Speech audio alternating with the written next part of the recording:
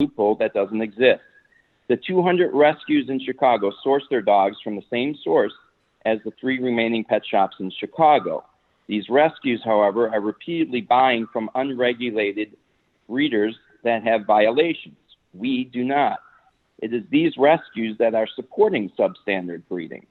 As the Illinois State Veterinary Association stated, if you pass the Hopkins ordinance, you're deregulating, not regulating dog breeding. And that hurts the dogs we care so much about. I ask the mayor and this honorable city council to vote against this bill and allow the American Kennel Club. Thank you, Mr. Moran. However, your time has expired. Our next speaker is Mr. Jermaine During. Good morning to Mayor Lori Lightfoot and members of Chicago City Council. My name is Jermaine and I'm from Brooklyn, New York. I moved to Chicago 2 years ago to pursue my MA in Sustainable Urban Development at DePaul University. While at DePaul, I was able to expand on my interests around community, economic, and transportation development. I learned about the history of urban planning in a city like Chicago and how very intentional planning strategies are to look at when examining the current state of our city today. Currently, I work at Active Transportation Alliance, where I'm a bus organizing fellow. I have been surveying Chicagoans on their experiences during COVID-19 and more recently, the CTA citywide shutdown. Our goal with these findings are to bring attention and impactful solutions to communities facing the toughest burden from transit inequity or knee-jerk decisions. As you all work to develop the 2021 Chicago budget, Active Transportation Alliance is advocating for a rollout of 10 miles of bus lanes before the end of 2020. This should be part of a COVID-19 response to make essential workers' commutes as safe, fast, and reliable as possible. The data shows that primarily Black and brown people on the west and south sides are the ones who continue to take transit, specifically buses on the west and south sides, during the height of the pandemic and continuing through the phases of reopening. We need bus lanes now to keep people healthy and safe on their commutes. The mayor and city council should work with Chicago Department of Transportation and Chicago Transit Authority to implement 10 miles of bus lanes before the end of 2020 and the funding and construction of 20 additional miles by end of 2020, as well as mass distributions for all transit riders. Universal mask wearing is the easiest and best way to ensure a safe environment for the hundreds of thousands of people still taking transit every single day. CTA should expand upon the Travel Healthy Kit giveaway program and find ways to ensure every rider has a mask with support from the city. Along with reliability of bus service, which requires investment and action from you all, the next key to equity is affordability. Active Trans would like to enact fair fares, making transit free for youth under 19 who qualify for free, reduced lunch, and reduced for low-income individuals. Around 20% of riders make less than $20,000 a year, which in turn makes them spend 6% of their income on transportation. A 50% fare discount could potentially save some $630 a year. Busing to and from school is not available in every district, and not all students attend schools nearest them. Charging youth and essentially adding another barrier to accessing education, after school activities, doctor appointments, etc. is incredibly harmful. With regards to safety on transit, CTA has a contract with CPD for $10 million per year to patrol CTA. There was a recent police shooting on CTA after the mayor announced an increased police presence back in March. Police accountability is a slow and broken process, and the time has passed to where alternative methods of... Thank you, Mr. During. However, your time has expired. Our next speaker is Doreen Furman.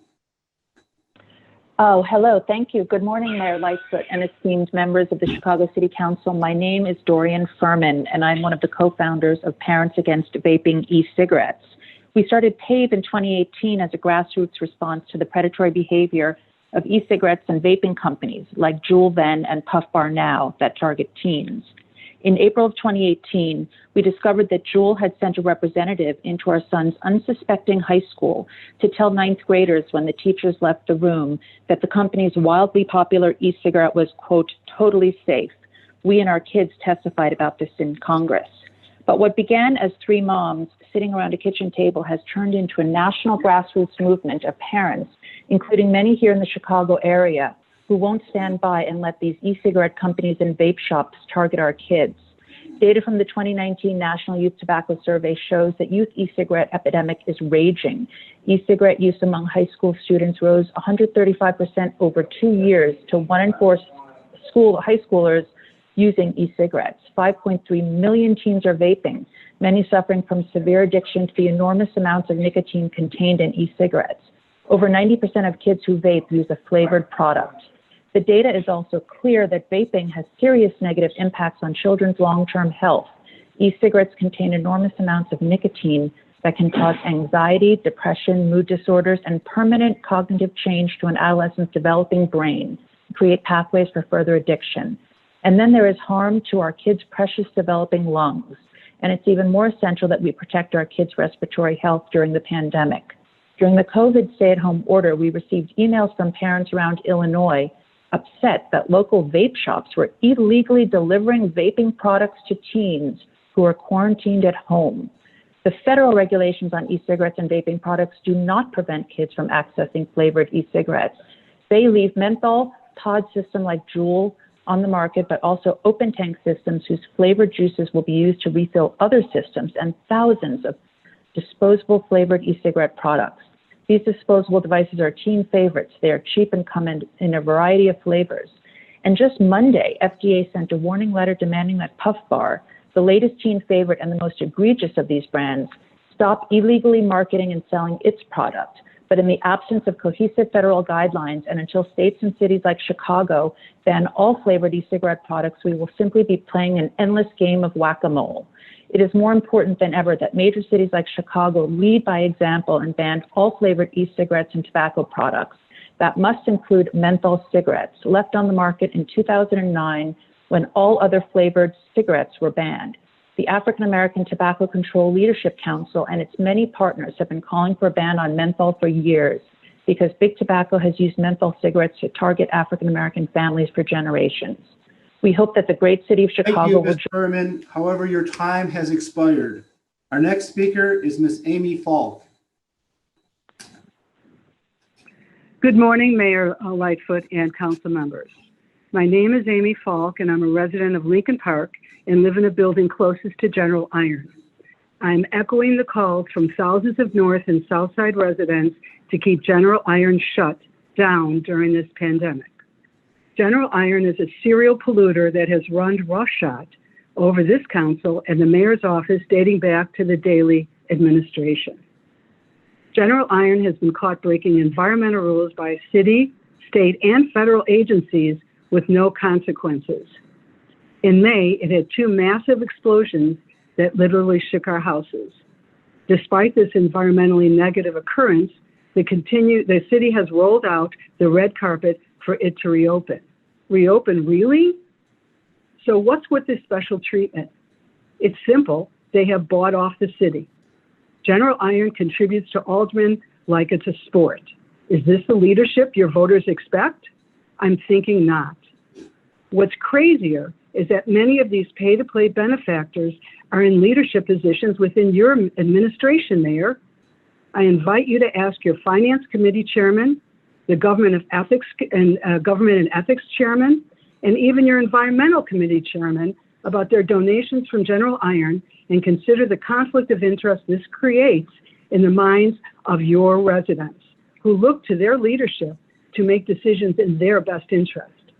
Declining General Iron donations will go far with your voters to restore the regulations with all of you as their leaders. Mayor, how is it that the person you've appointed to be in charge of the advancing sound environmental policy for the city has literally taken tens of thousands of dollars from these serial polluters, including General Iron? And the corruption isn't even hidden, it's blatant, it's in plain sight. We all see the contributions, and your voters have caught on. And adding insult to injury, we see General Iron lobbying the mayor's law and public health department. How crazy is that? Now we see the city fast-tracking to get General Iron back up and running on the north side and then relocate to the southeast side. We don't have to look to the White House for racism. We have environmental racism happening right here in Chicago. At a time when we've closed everything from nail salons to bars, now twice, why is the city letting this business reopen? I appreciate Alderman Laspada and Hopkins for supporting our citizens' ordinance to keep General Iron shut down until we can get through this challenging time in our lives. We are still waiting for 48 others to show leadership on this issue.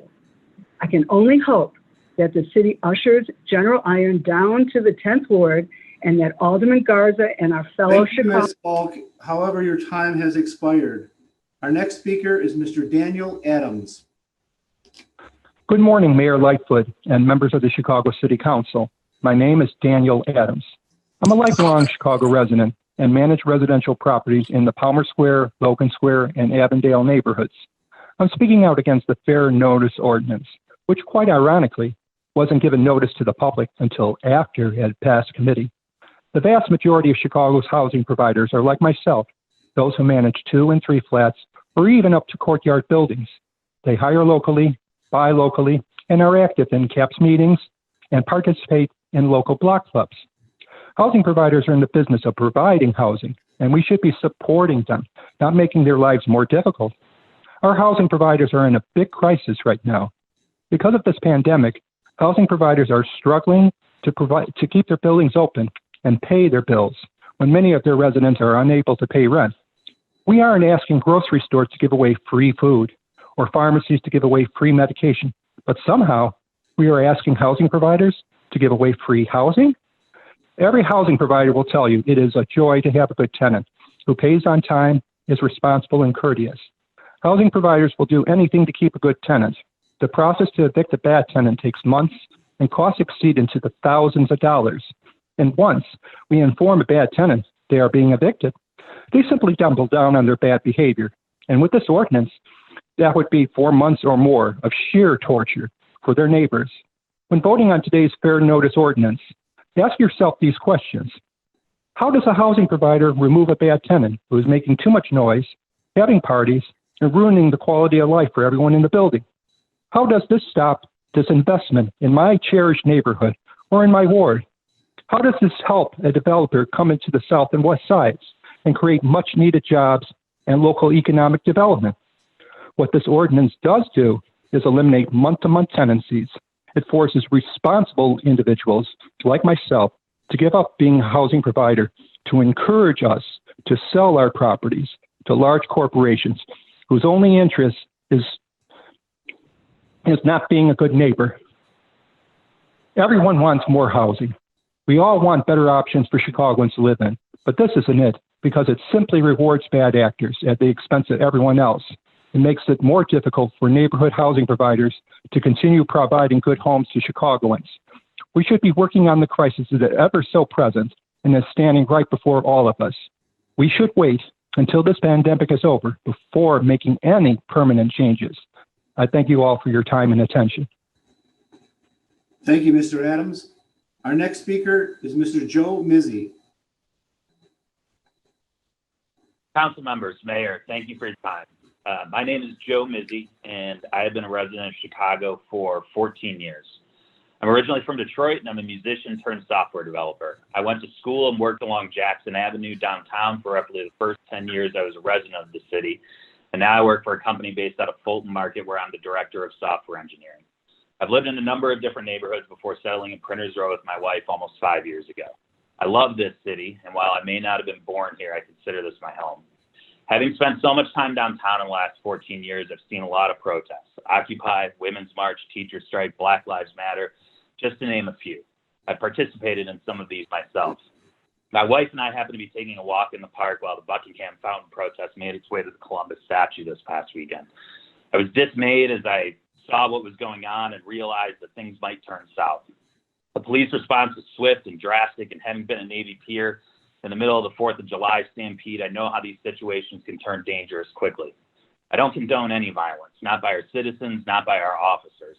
I do my best to understand the pressure our officers face against agitators, but I believe Miracle Boyd is doing a far better job than I ever could of explaining why we cannot accept that as an excuse for attacking law-abiding citizens. Unfortunately, I believe all of this could have been prevented by not putting off doing the right thing. There are many things facing our city and nation that are gigantic. I don't believe I have the credentials or background to speak to many of these issues. I'd like to speak as a resident about history and legacy.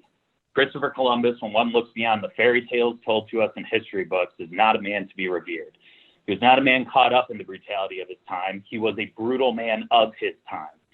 So brutal so that his government stripped him of his rank and reprimanded for his torturous treatment of indigenous populations. Various motivations have caused the Western world to tell a perverted story of this man to children for generations. However, we can't accept that anymore. Let us as a city, as Chicagoans, send a message that this man does not represent us. Christopher Columbus's brutality is not who we are.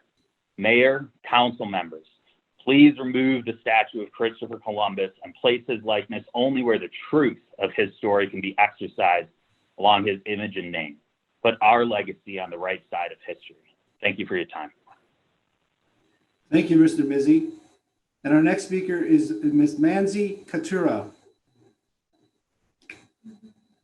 Hi, good morning. My name is Mansi Kathuria, and I live in Rogers Park. I'm coming here today in support of the Chicago City Council resolution titled Chicago Resolution Honoring India's Independence and Democracy. This resolution affirms Chicago as a welcoming city for all, especially India's Muslims and those in caste-oppressed communities and survivors of genocide, many of whom live in Chicago. In December of 2019, the Indian Parliament passed the Discriminatory Citizenship Amendment Act, or the CAA, which creates an unconstitutional and religion-based system to grant citizenship only to select immigrants. It is the first time religion has ever been used as a factor in determining Indian citizenship. The law essentially grants refugee status to anyone entering the country who is not Muslim, and it reserves the category of illegal migrant for Muslims alone. The CAA goes hand in hand with the nationwide National Register of Citizens, the NRC, which will document the citizenship of more than 1.3 billion people in the country. The NRC asks individuals to prove that they are Indian citizens through an unfair and arbitrary process that relies on citizens being able to find documentation that most people in the country do not have. And 1.9 million people have already been excluded from citizenship in the state of Assam in India. The CAA and NRC together could denaturalize millions of Indians and create the largest network of concentration camps in the world. This is a grave human rights issue, and as an Indian American living in Chicago, we are calling on our elected officials to vote yes on this resolution and stand on the right side of history. This resolution has passed in 5 other U.S. cities already, including unanimously in San Francisco just this week, and has widespread support across the Democratic Party, including Biden, Bernie, and the Indo-American Democratic Organization right here in Chicago. Even Republicans have called out the NRC and CAA and the extreme bigotry happening in India. This also has support from Amnesty International. With my time, I also wanted to comment about the Green versus Chicago settlement that could release all CPD misconduct records from 1967 to today. I urge you to reject this settlement agreement. I do not want my tax dollars going to police settlements. Charles Green and the people of Chicago deserve to have these records of police misconduct to review and to clear wrongfully convicted individuals. This is a huge case for freedom of information and should not be buried with money. Thank you.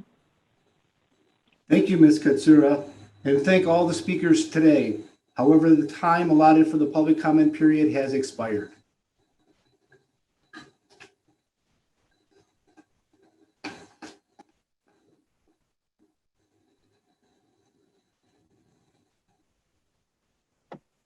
Rebecca.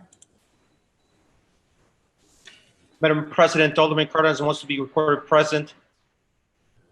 Thank you, sir. So reflected. This concludes the public comment. We will now move to resolutions.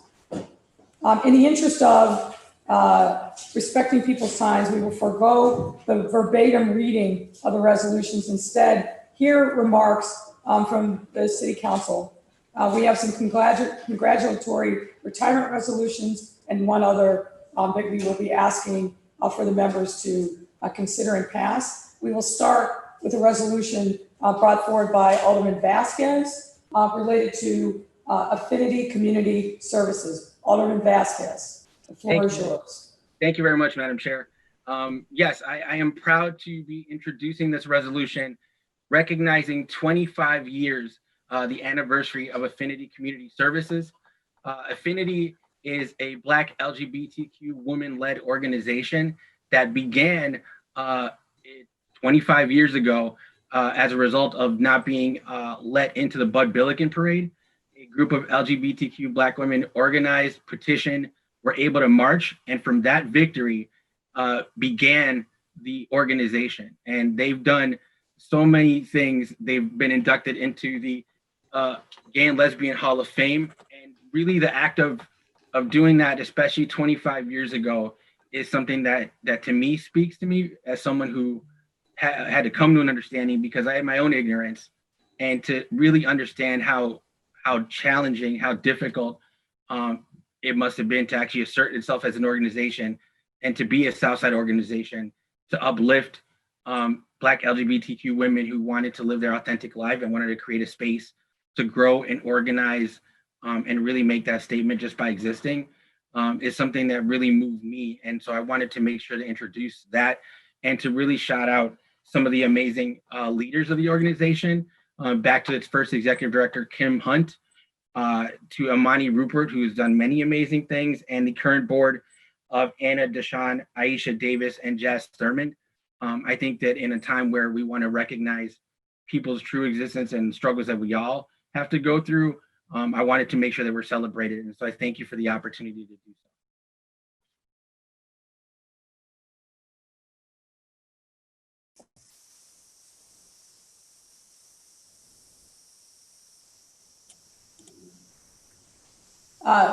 Thank you, Alderman Vasquez. Alderman Dow, would you like to speak to this matter?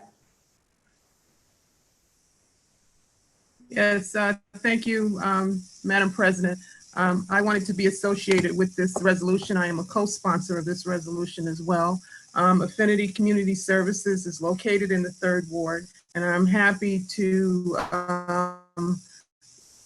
celebrate their 25th anniversary. They are one of the nation LGBTQ plus organization in the nation, an organization led by Black women, offering support and safe spaces for women struggling to self-actualize in a society that does many different levels. I too want to acknowledge the work of the former EDs, Imani Rupert Gordon, who is a constituent of 3rd Ward and lives right around the corner from me, and Kim Hunt, who is a dear friend.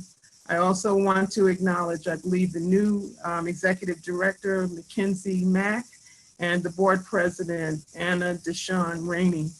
So I too rise in support of this resolution. I thank Alderman Vasquez for bringing this forward and to my attention, and I celebrate the achievements of Affinity Community Services. Thank you, Madam Chair. Thank you, Alderman Dow. Is there anyone else that wants to speak to this resolution? Yes, Madam President. Alderwoman Hadden here. Oh, I'm sorry, Alderman Hadden, yes. Thank you. Thank you, Alderman Vasquez, for bringing this forward. And just a quick congratulations, Affinity Community Services, and all the people who have started and worked for this organization and contribute to it. I'm still a monthly member. Make this city and this country a space where people like me can show up with our full selves. And I deeply appreciate all the work that you do, and congratulations.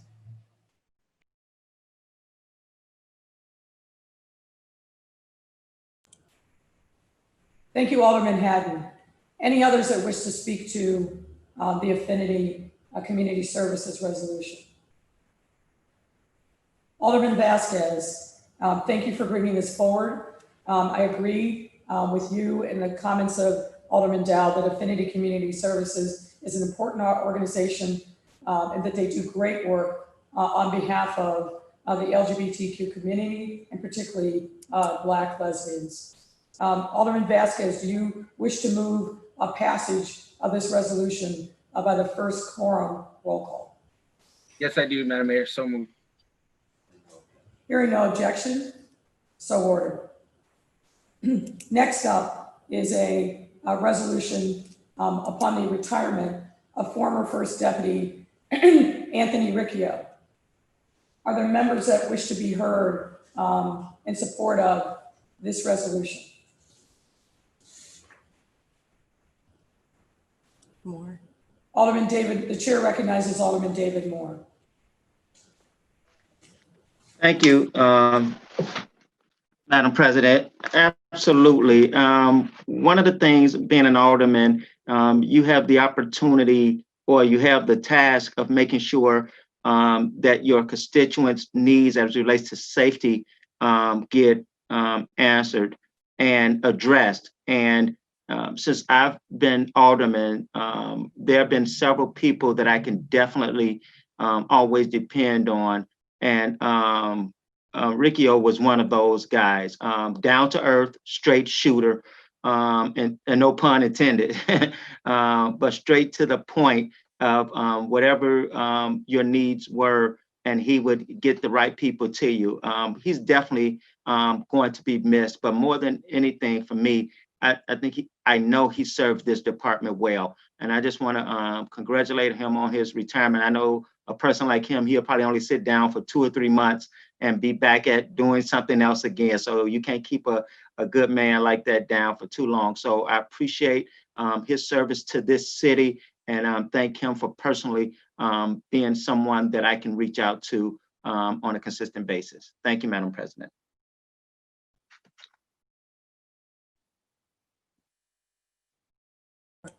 You're on mute.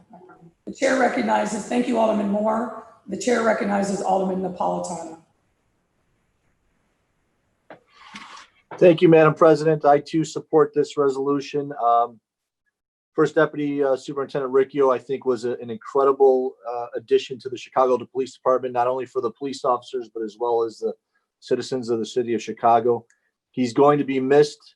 This man put his heart and soul into his career, 34 years as an officer, and I tip my hat to that, and always took the time to sit down with anybody in our office, in our ward, and in our districts up here on the Northwest side, and talk about what's going on and how he can make it better, a place to live and a safer place to live. So to that, I do support this resolution. I think it's a great thing for a great man, and I hope he enjoys his retirement and doesn't go get about 6 more jobs after he retires. Thank you for supporting this, Madam President. Thank you, Alderman Napolitano. The chair recognizes Alderman Sposato. Thank you, Madam President. I too support this resolution. Anthony was certainly the first deputy, but he was more than that to me. Him and me became really, really good friends. And I appreciate his friendship and all he did for the city as first deputy. I'd always joke around with him and the superintendents that I always called Anthony my punching bag, because we would always rough him up trying to get more people over here in the 16th district.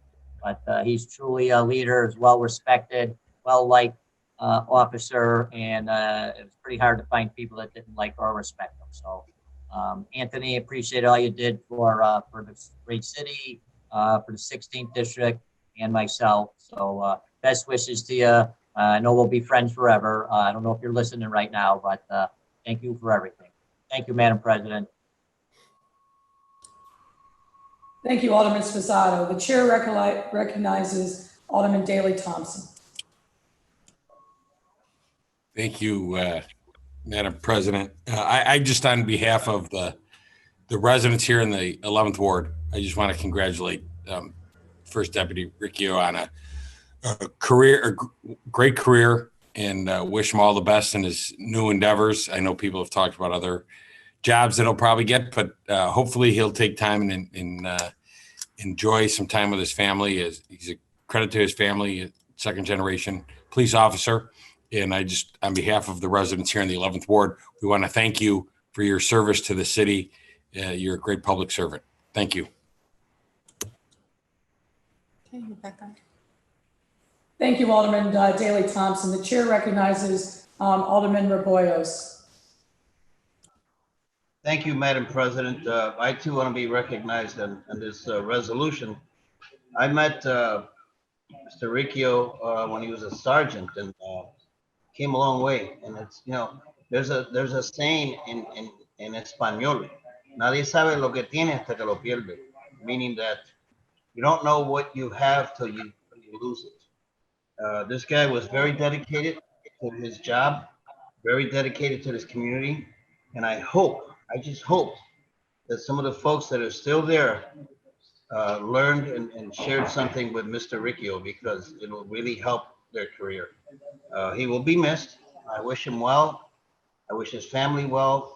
He needs to spend some time with his family before he can move forward, because he deserves it. And I thank you for that. And if he's listening, you will be missed. Thank you, Madam Chair. Madam President. Thank you, Alderman Raboyos. The chair recognizes Alderman Gardner.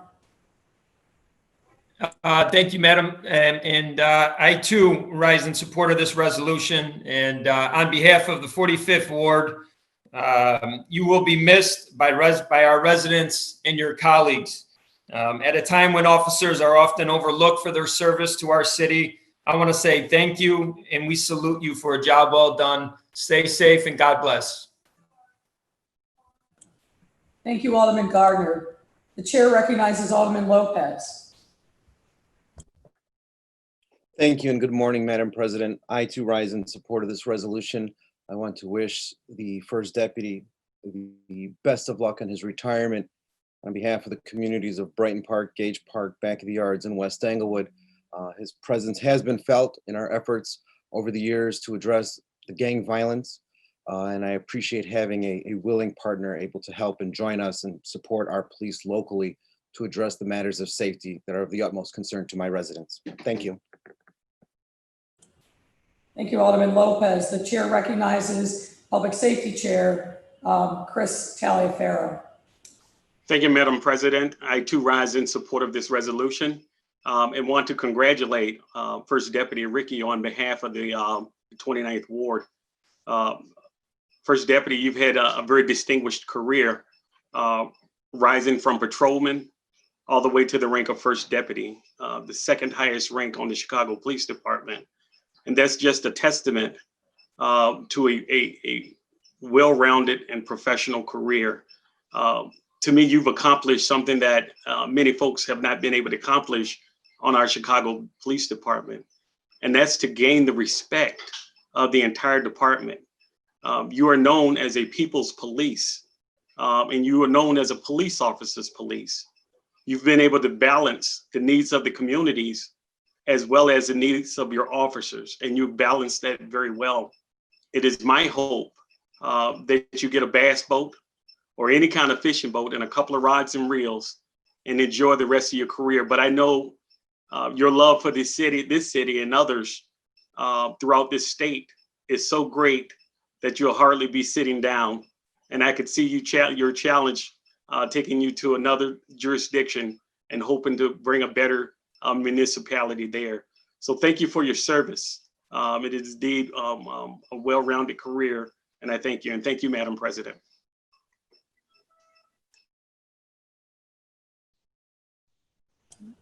Thank you, Alderman Taliaferro. The chair recognizes Alderman Curtis. Thank you, Madam President.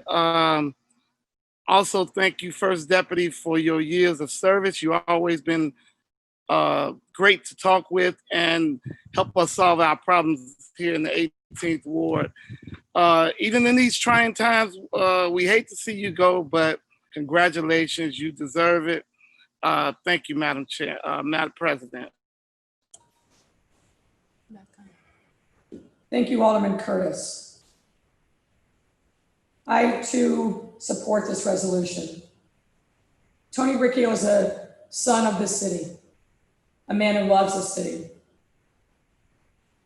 He was the son of a Chicago police officer, and he followed in his father's footsteps and served this city honorably. He was a first deputy in challenging times. I got to know him well over the course of this last year. And as I said to him when we were able to have a private moment, Tony, I thank you for your friendship, for your grace, for your support, and for helping me help the men and women of the Chicago Police Department. He's a beloved father, husband, and he was a great son to both of his parents. We wish you nothing but a long, healthy life and a fulfilled life in your retirement. And it's a great honor to be recognizing you here today. You've certainly deserved all the praise and more, given your dedication and your sacrifice for this city. We wish you the best. Thank you, Tony. Alderman Mitchell, do you move for the passage of this resolution by the quorum in the consent calendar? So moved. Hearing no objection, so ordered. Thank you. Our next resolution is in honor of our retired building commissioner, Judy Friedland. Are there those members of the council that would like to speak to this resolution? The chair recognizes Alderman Lopez. Thank you again, Madam President. Commissioner, I remember the day you were nominated. I remember the day that we confirmed you. Those were wonderful highlights for me to be able to support someone so widely recognized as being a leader everyone can work with. I believe at the time of your confirmation, somebody said it's not often that you have the people that regulate you speak on behalf of the person being nominated. But you have truly shown, not only in your previous roles, but especially as Commissioner of Buildings, your willingness to work with all groups, all people connected to the Department of Buildings, and to bring them under one roof. You've championed the revising of codes that have long been outdated and helped bring the city of Chicago into the 21st century. For that, you will always be remembered. But in the 15th Ward, you have been a wonderful partner. You've been a partner in addressing many of the troubled buildings, the vacant and abandoned properties that when I took office were over 700. And we've cut that down by 2/3, in large part thanks to your partnership. We cannot thank you enough. You will be missed immensely. And though I know that your staff is more than capable of carrying on the mission and the spirit that you brought to this department, I can personally say that my husband and I both will miss you very much as being the partner that you were here in the 15th Ward. And I wish you all the best moving forward, and know that this will not be the last that we see you as you continue to take on roles personally and professionally. I wish you all the best. Thank you, Madam President. Thank you, Alderman Lopez. The chair recognizes Alderman Cappleman. Thank you, Madam President. Commissioner, I want to call you Judy because you're a friend. Your story of your family surviving the Holocaust is just amazing, and they produced this wonderful child who has just turned the city around. I can't speak your praises enough.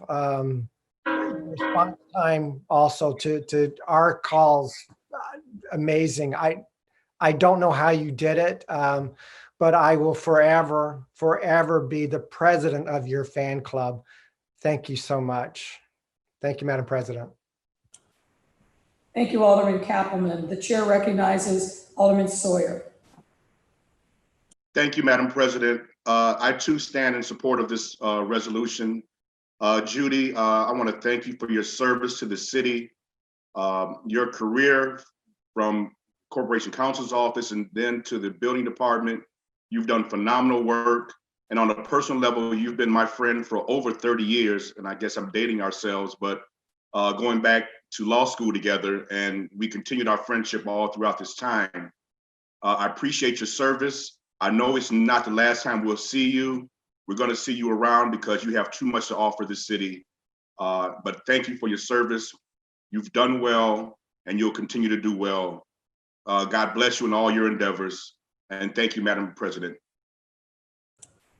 Thank you, Alderman Sawyer. The chair recognizes Alderman Napolitano.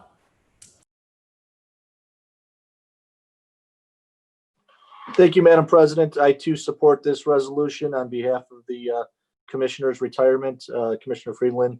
On behalf of the 41st Ward, we thank you for your service, 31 years of service to the city of Chicago, as well as thank you from the 41st Ward, who is also where you live, and your neighbors and constituents that you've supported here and helped out for so many years. You've made our office, you made the life of everyone in this office a lot easier by your dedication to duty, as well as the way you treated your department. It was you led by example, and that's incredible to see this day and age. And appreciate all you do. Please enjoy your retirement and God bless. Thank you, Madam President. Thank you, Alderman. The chair recognizes Alderman Curtis. Thank you, Madam President. Judy, you know I don't want to speak to this. I'm going to miss you tremendously. We've worked together for so many years. When you first told me that you were leaving, I was so disappointed. You've done so much to help me in my ward after becoming alderman and as I was superintendent, and you were in the law department. I'm gonna miss you tremendously. And I don't want to see you go. I do not want to see you go. But congratulations, and I do support this resolution. Thank you, Madam President.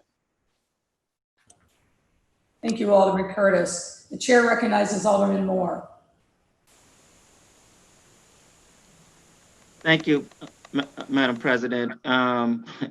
Commissioner, you've been a person that we all could depend on and go to. Not many people are not only willing, but also be proactively willing to walk the wards of our communities to see what's going on firsthand. You can't tell what's going on in these communities unless you're out there.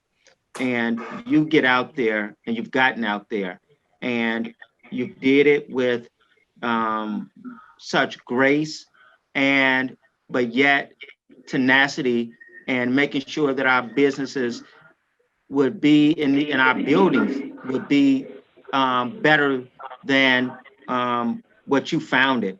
There's definitely more work to do, but you've set a pathway for us to be successful and be better, especially taking care of these abandoned buildings and holding our businesses in the way they interact with their buildings accountable. I think you, and I know you have a great staff. You've helped build them up.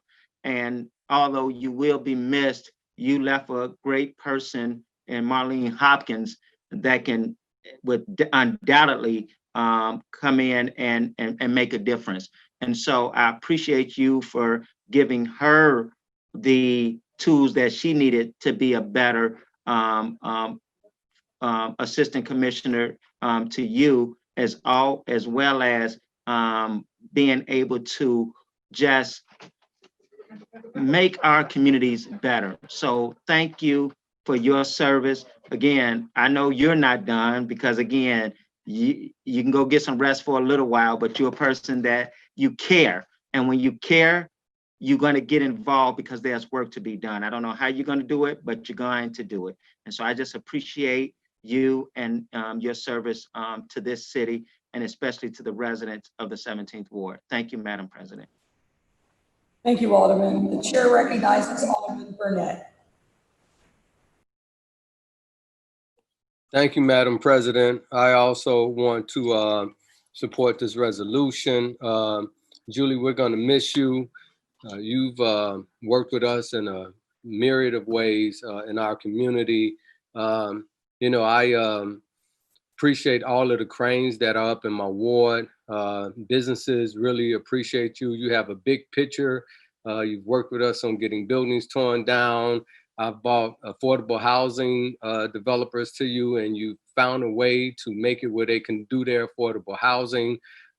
You know, you worked on changing things. I mean, I really appreciate everything you've done for the city. You have had a broader view on bringing economic development to the city. You didn't just look at yourself being one that dealt with buildings and building laws, but you also saw yourself in making things happen in this city. You're going to leave a legacy that's going to be hard to top. We really appreciate everything you've done. I know in Yiddish they call the men menches. I don't know what they call the women, but you are a mensch. So I just want to say Zeigazant to you and God bless you. Thank you. Thank you, Alderman. The chair recognizes Alderman Sposato. Thank you, Madam President. I too support this resolution. Judy, you are awesome, Judy. As you know, we all love you and appreciate you. You did an awesome job. Actually, I never had to bother you that much because I would always go to your staff, and you just had an awesome staff. There was never much of a need for a major problem to come to you, but most of the times I would come to you or talk to you was just out of friendship, just to talk to you to see what's going on. So best wishes to you. Glad I was able to make your little last day party. I know you're a Northwest Sider, so look forward to getting together with you, Napolitano, and some of the other Northwest Siders on Edison Park over there. So best wishes to you. You've certainly been missed. God bless you, and take care. Thank you, Madam President. Thank you, Alderman Sposato. The chair recognizes Alderman Thompson.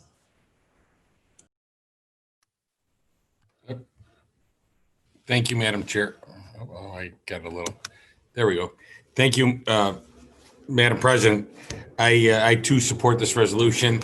And again, on behalf of the residents of the 11th Ward, Commissioner Friedland, Judy, I just want to thank you for your service to the city. Wonderful career. You are a true public servant. As some of my colleagues have talked about, you are a problem solver. It's easy to say no in government, and you always looked to say, how can we get this done? And worked with all of us. You were only a phone call or a text away. And I appreciated that relationship. You know, we started out many years ago, 10, 15 years ago, as adversaries, you representing the city and I was representing property owners in litigation. We became colleagues, but most importantly that I cherish is to be able to call you a friend. And I look forward to your new endeavors after you take some time to spend with Mom and your family, and then look forward to seeing you back. And again, on behalf of the residents of the 11th Ward, we want to wish you all the best and thank you for your service. Thank you, Madam President. Thank you, Alderman Thompson. The chair recognizes Alderman Raboyos. Thank you, Madam President. I think everything's been said about Judy Friedland, but she was the go-to person. There's no doubt about it. I hope you enjoy your retirement, your family, and most importantly, a well-earned future. God bless you and bless your family. And please stay home, stay positive, and spend some time with your family. You deserve it. Thank you, Madam President. Thank you, Alderman. The chair recognizes Alderman Harris. Thank you. I too join this resolution. Everything's been said, but I want to say it again. Thank you, thank you, thank you. And I call you Judy because you have endeared yourself to me and to my community. It was never a time when I didn't call you and ask you for help and you didn't just show up. You showed out. So we appreciate you. Appreciate your commitment to our communities. Man, the 8th Ward is definitely losing a great leader, but I wish you Godspeed, and I wish you the enjoyment of hanging out with your mom and giving some time back to your family. You so deserve it. You work so hard. So again, I love you and appreciate you for everything you've done for the residents of the 8th Ward, and may God bless you. Thank you, Madam President. Thank you, Alderman Harris. The chair recognizes Alderman Hairston.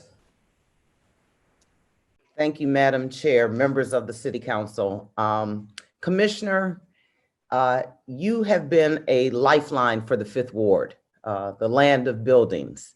troubled and otherwise. I am truly grateful for not just working with you, but also for your creativity in finding ways to address problems and find solutions when it seemed like there weren't any. So I am truly grateful for that. It has been many, many years, and I wish you the best. You have just done so much for the city of Chicago and for the residents, and created legislation that has made Chicago a better place and a world-class city. So I want to thank you for that. I wish you the best in your, I'm not going to call it retirement, in your next stage. And if there is anything that you ever need, I am there for you, just like you were there for me. Thank you and congratulations. The chair thank you, Alderman. The chair recognizes Alderman Irvin. Thank you, Madam President. Judy, thank you for your service, not only to the city of Chicago, but to the residents of the West Side. You were one of the first members of Corporation Council I met when becoming an alderman back in 2011. And your service then, as it has been today, has been nothing but impeccable and the best. I can remember the huge demolition project over on Lotus in Washington, an area that nobody wanted, but you tackled it and got the job done. And the residents in that area are forever grateful for you and the team that you had working with us on that project. But again, congratulations. And as you move to your new stage, not retirement, but a new stage of life, we wish you the best. God bless you. Thank you, Madam President. Thank you, Alderman Irvin. The chair recognizes Alderman Smith. Thank you, Madam Chair. And I have to join the chorus of support for the amazing person that Judy Friedland is and what she brought to the city. I think most people in our city probably don't know who Judy is. And I think they need to know that in our city, which is so under a lot of stress right now, that we have many, many people in our city who dedicate themselves to just making lives better for Chicagoans. And that's Judy. She took her job as professionally, changed things when she saw that they had to be changed, and helped make procedures and systems work for people. So if you had a building in your neighborhood that was troubled and you had a hard time getting it taken down, you can thank Judy and aldermen who supported the troubled building ordinance like Pat Dow. When we've had nuisance businesses and need to bring in the building department to see that they are complying with the law, and often close nuisance bad businesses because they're unsafe, you can thank Judy and the laws that were enabled by some of her work as a lawyer. So I really just want to say that everyone in Chicago should be grateful that Chicago has so many great public servants. And then we have the spectacular ones like Judy. And I also want to say that nowadays we can call a Jewish woman a mensch, but even better, a woman of valor, which you are, Judy. So mazel tov on your finding some time for yourself, and best luck in the future. Thank you very much, Madam President. Thank you, Alderman Smith. The chair recognizes Alderman Cardenas. Thank you, Madam President. I could not stay away from saying something about Judy. And I do call her Judy as well as my colleagues, because she's endeared herself to many of us over the years. I've been in the council. This is my 18 years now. And from the day I met her, you could tell that she was a go-getter, someone that made an impact on a lot of us that were at that time freshmen. And so I thank her for being a true professional. I know these are tough times. I know she's going to stay engaged in many other things, and she's enjoyed her mom. But we're going to miss her. And I support this resolution with a little bit of sadness in seeing her go. I'm going to miss her a lot. So congratulations at the same time. Thank you, Madam President. Thank you, Alderman. The chair recognizes Alderman Garza. Madam President, I just want to take time out to say, Judy, thank you so much for your kindness, your compassion, Whether you were an alderman or a Valo crane operator, you treated everybody with dignity and respect. I'm going to miss you immensely. You are somebody that made this city what it is today. And I will forever be grateful for everything that you've done to help the residents of the 10th Ward and the things that you've done to guide me in the right direction. Congratulations on your retirement. I'm happy that you're going to be spending some time with your family, because really in the big picture of things, it's the only thing that really truly matters. Congratulations. I'm sure our paths will meet again. Bye-bye. Thank you, Madam President. Thank you, Alderman Garza. The chair recognizes Alderman Silverstein. Thank you, Madam President. I too support this resolution. Judy, as you're hearing from all of my colleagues, I don't think there's one of us that wants you to go. I want to personally thank you for everything that you've done for me and all the help that you've given me and the 50th Ward and the entire city of Chicago. I want to wish you a lot of good luck, and you deserve the break, and we're really going to miss you. Take care.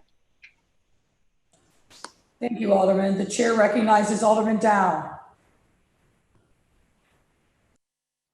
Thank you, Madam President. To Judy, I wanted to stand with this resolution. Judy, we're going to miss you. When you called me and told me you were retiring, I would say it ain't so, but unfortunately it is so. But on behalf of the residents of the 3rd Ward, we want you to know that you have left our ward in a better place. We appreciate your attentiveness to really difficult issues in our community, like the Central Arms Hotel or our bad landlords and bad businesses when we've had abandoned buildings or emergency demolitions. You've helped us break through those obstacles. And so as you leave City Hall, I want to just thank you for all the work that you've done. Dictionary and said public servant, your picture would be there. I wish you the best in your new journey in life. Thank you, Madam President. Thank you, Alderman Dow. The chair recognizes Alderman King.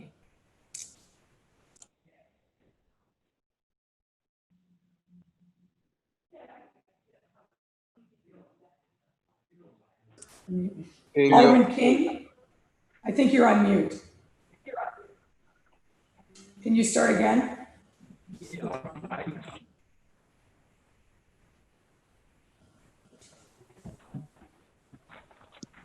Sorry about that. I think I needed my earphones. Can you hear me now? Yes.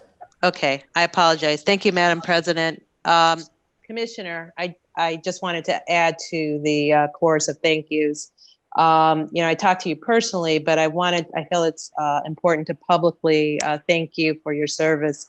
It's you served very humbly and very effectively, and that's hard to find sometimes. So I just wanted to let you know how much I appreciate you, and wish you all the best, especially your mother, but you and your family. And I know, we'll see each other in the future, and I hope that, this isn't a long-term retirement, but that you take the time that you need with your family. So thank you. Thank you again for your service. Thank you, Alderman King. The chair recognizes Alderman Coleman.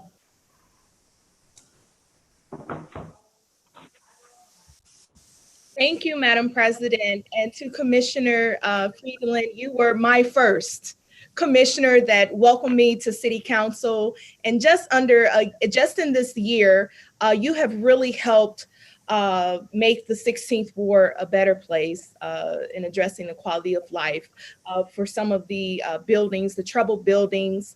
You helped us fix those and make sure that our ward is a better place. And I still to this day have seniors that thank me for getting those demos, those buildings demoed that were eyesores or that were places of crime and for squatters. And just thank you for your leadership.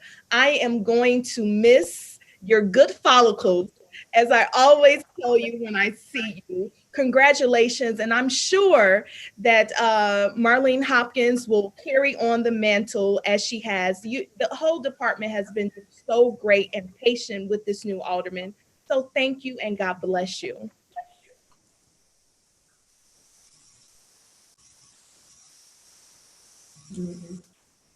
Thank you, Alderman. The chair recognizes Alderman Gardner.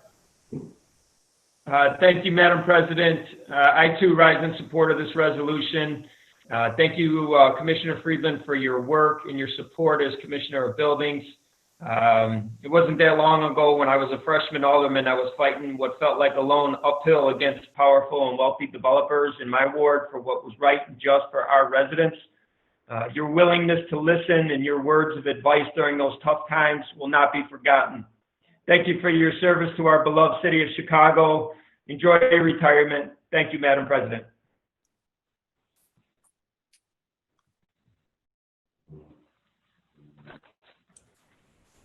Thank you, Alderman Gardner. The chair recognizes Alderman Osterman. Thank you, Madam President. Judy, I just wanted, on behalf of my community and my staff, really thank you from the bottom of our hearts. You brought an extreme level of professionalism to the building department. I really appreciated the collaboration with you. We solved problems where they felt like we were solving them together. And I also want to commend you on having that filter down throughout the department. As you're hearing from our colleagues today, we value that partnership, and we always knew that we had you as a partner to make our city safe and the buildings around our city safe. So all the best to you, your family. Enjoy your retirement, and thank you to your service to the city. Thank you. Thank you, Madam President. Thank you, Alderman Osterman. The chair recognizes Alderman Hopkins. Yeah, thank you, Madam President. I too wish to be associated with this resolution. And Commissioner, I just want to say your professionalism and your responsiveness are unsurpassed during both this administration and the previous. You've done an outstanding job, and I deeply appreciate working with you. And I wish you all the luck in the world going forward. Thank you. We'll miss you. Thank you, Alderman Hopkins. The chair recognizes Alderman Tunney. Thank you, Madam Chair. I obviously don't want to echo all the comments and superlatives about our building commissioner, but to some degree I'm taken aback. I thought as the chairperson of the zoning and building committee that I got special treatment, but obviously the treatment that you gave me as your chairman of the zoning committee embarks on all the aldermen and their superlatives about you. So Judy, we're going to miss you, and we're going to miss some of those behind the scenes conversations about codes, simplifying things, and just dealing with everyday drama in the building department. So hopefully you'll get a little rest and relaxation with your family, and then off to a second career, third career for that matter. Thank you, Madam Chair. Thank you, Alderman Tunney. The chair recognizes Alderman Burke. Thank you, Madam President. It's been said, has it not, that it's nice to be important, but it's more important to be nice. And that phrase, I think, applies to the commissioner. It's really a tribute. I've heard a lot of retirement resolutions in this body over the years. Seldom has there been a resolution where every single member of the city council wanted to be recognized and say a few words. Judy is much too young to retire, and I'm sure that she's going to be practicing law. There's no one that knows more about the building code of the city of Chicago than she does. So good luck and congratulations, and mazel tov. Thank you, Alderman Burke. Any other member of the council that wishes to be heard on this resolution? Judy, what I will say is, I think the chorus of acclaim and support for you really speaks for itself. You've heard from every corner of our city north, south, east, and west, veteran office, aldermen, and new. And that really speaks to, I think, your professionalism and the level of service that you render to residents of this incredible city. Your list of accomplishments is way too long for me to read at this moment, but let me highlight a few. You began your career in the law department, and then you were tapped to go in and right the ship at the building department. I work for the city, and I've been long enough to know that building commissioners have come and gone, but you walked in with a steady hand in challenging times and uplifted the level of service and professionalism, and you leave behind you a legacy about which you should be incredibly proud. From making sure that there was meaning in the troubled building code and working with aldermen to resolve challenges in their neighborhoods, to the monumental effort of revising the city's construction regulations and building codes, which many had tried, many had failed, but you accomplished. And your recognition last year as Code Official of the Year, I think really speaks volumes. You will be tremendously missed, as all the aldermen have attested, but I'm confident that you have built a team that will continue on in your legacy with your vision of service, first and foremost, to the residents of the city. And about that, you should be extraordinarily proud. We wish you the best in your next chapter. As many have said, we're excited to see what the future holds for you, but best wishes on a happy and long next chapter. Thank you very much, Judy, for your service. Thank you. Thank you, everybody. Have a great day. Thank you. Alderman Mitchell, do you have a motion to approve this resolution by the first quorum vote? So moved. Hearing no opposition, so ordered. Next, Madam Clerk, communications. A series of communications from our honor the mayor to the honorable the city council of the city of Chicago. Ladies and gentlemen, at the request of the Commissioner of Aviation, I transmit herewith an ordinance authorizing issuance of bond inducement language in conjunction with the lease agreement with Aero Chicago LLC at O'Hare International Airport. Your favorable consideration of this ordinance will be appreciated. Very truly yours, Lori E. Lightfoot, referred to Committee on Finance. Ladies and gentlemen, at the request of the Commissioner of Planning and Development, I transmit herewith an ordinance authorizing an intergovernmental agreement with the Chicago Housing Authority regarding property located at 1450 North Larrabee Street. Your favorable consideration of this ordinance will be appreciated. Very truly yours, Lori E. Lightfoot, Mayor, referred to the Committee on Finance. Ladies and gentlemen, at the request of Commissioner of Aviation, I transmit herewith an ordinance authorizing the execution of a lease agreement with Aero Chicago LLC at O'Hare International Airport. Your favorable consideration of this ordinance will be appreciated. Very truly yours, Lori E. Lightfoot, Mayor, referred to the Committee on Aviation. Ladies and gentlemen, at the request of the Commissioner of Assets, Information and Services, I transmit herewith an ordinance authorizing the execution of an intergovernmental agreement with the Chicago Housing Authority regarding NEPA and environmental review.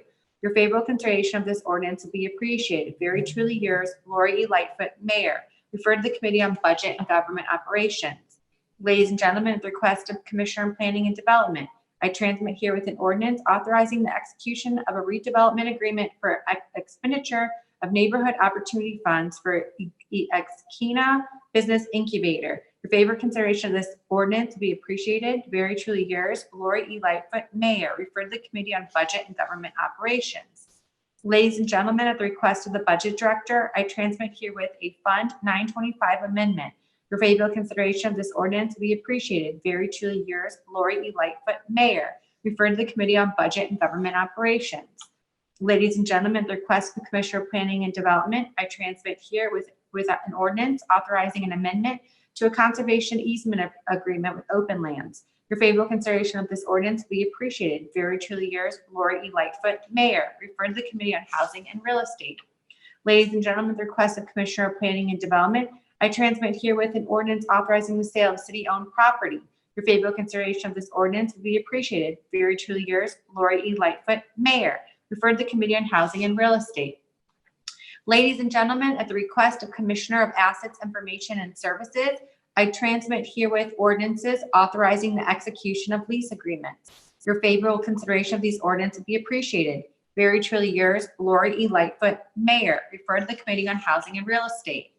Ladies and gentlemen, at the request of Commissioner of Housing, I transmit herewith an ordinance authorizing the execution of a multifamily loan agreement with POAH in conjunction with an acquisition of Levy House. Your favorable consideration of this ordinance be appreciated. Very truly yours, Lori E. Lightfoot, Mayor, referred to the Committee on Housing and Real Estate. Ladies and gentlemen, at the request of Commissioner of Housing, I transmit herewith, together with Alderman Hairston and Taylor, an ordinance providing for woodlawn-related funding and affordable requirements. Your favorable consideration of this ordinance be appreciated. Very truly yours, Lori E. Lightfoot, Mayor, referred to the Committee on Housing and Real Estate. Ladies and gentlemen, at the request of Corporation Council, I transmit herewith an ordinance amending Section 4-60-140 of the Municipal Code regarding activities of licensees associated amendment to Code Section 124-070.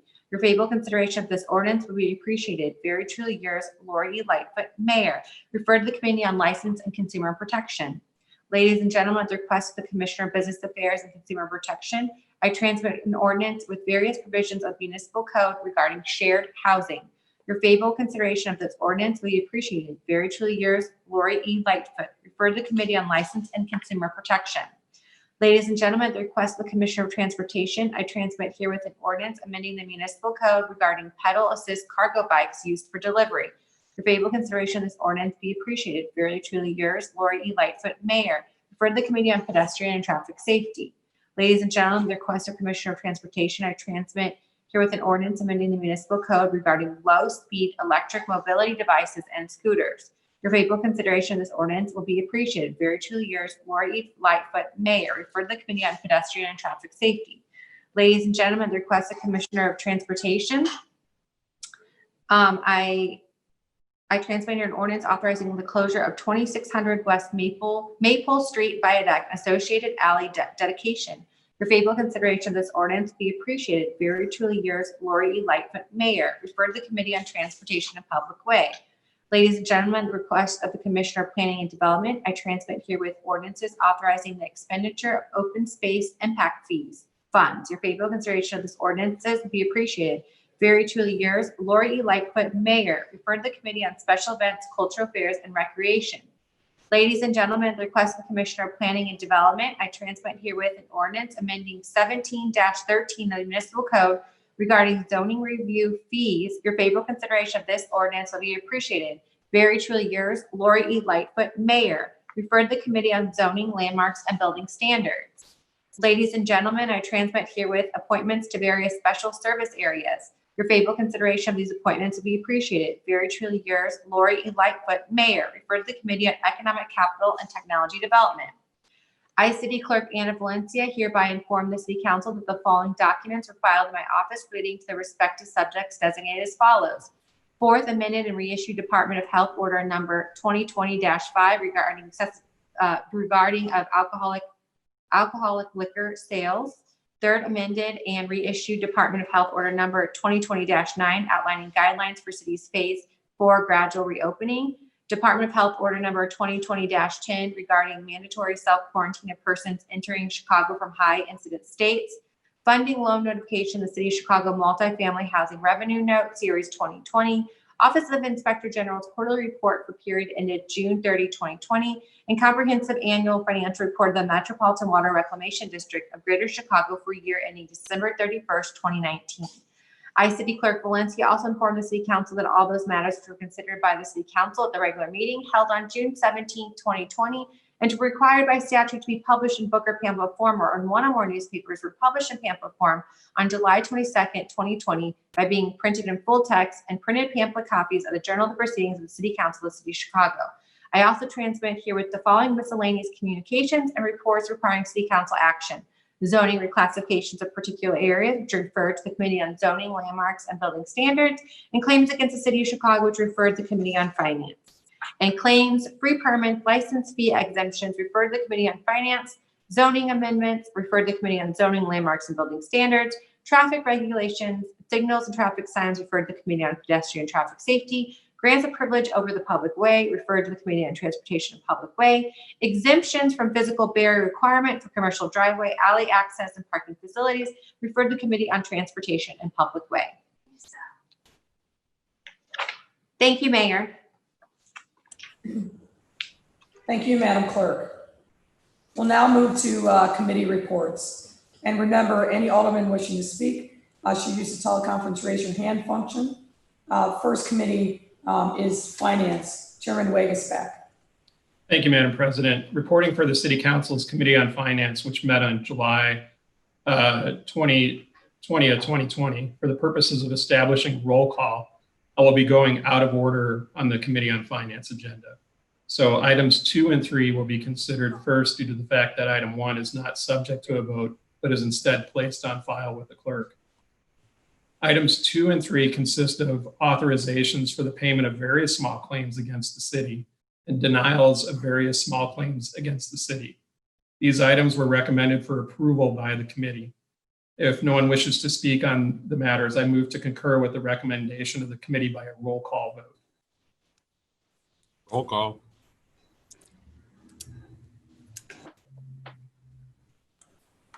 Madam Clerk, please call the roll. Alderman Laspada. Here, aye, sorry. Alderman Hopkins. Aye. Alderman Dowell. Aye. Alderman King. Aye. Alderman Hairston. Aye. Alderman Sawyer. Alderman Sawyer. Aye. Alderman Mitchell. Aye. Alderman Harris. Aye. Alderman Beal. Yep. Alderman Sadlowski Garza. Aye. Alderman Thompson. Aye. Alderman Cardenas. Aye. Alderman Quinn. Aye. Alderman Burke. Aye. Alderman Lopez. Aye. Alderman Coleman. Aye. Alderman Moore. Aye. Alderman Curtis. Aye. Alderman O'Shea. Aye. Alderman Taylor. Aye. Alderman Brookins. Aye. Alderman Rodriguez. Aye. Alderman Taveras. Aye. Alderman Scott. Aye. Alderman Cicho Lopez. Aye. Alderman Maldonado. Aye. Alderman Burnett. Aye. Alderman Irvin. Aye. Alderman Taliaferro. Aye. Alderman Raboyes.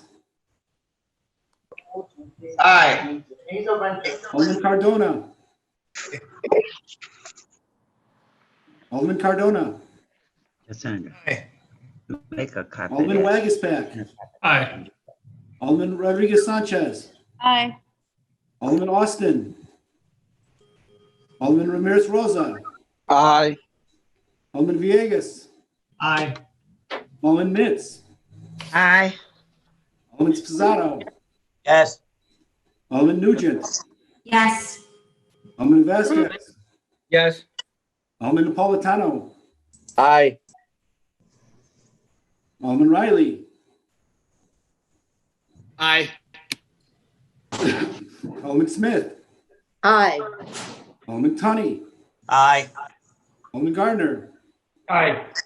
Alderman Cappleman. Aye. Alderman Martin. Aye. Alderman Osterman. Aye. Alderman Hadden. Aye. Alderman Silverstein. Aye. Alderman Cardona, aye. Alderman Cardona votes aye. Your Honor, there are 49 yeas, no nays. Madam President. Alderman Thompson on the motion for reconsideration. Thank you, Madam President. Motion to reconsider the last vote. All those in favor of reconsidering the last vote signify by saying aye. All those opposed say no. No. No. The motion for reconsideration fails. Chairman Wagasback. Madam President, item number 1 regarding monthly settlements through the law department will be placed on file with the clerk. Now, Item number 4 consists of 2 orders authorizing corporation and council to enter into and execute a settlement in the cases of Manuel Barrios, that's 4A, and 4B, Charles Green. I will be separating the votes on 4A and B. And for item number 4A, the Barrios case, I move passage by the first most favorable roll call vote of the Committee on Finance report and the corresponding unsuccessful motion to reconsider.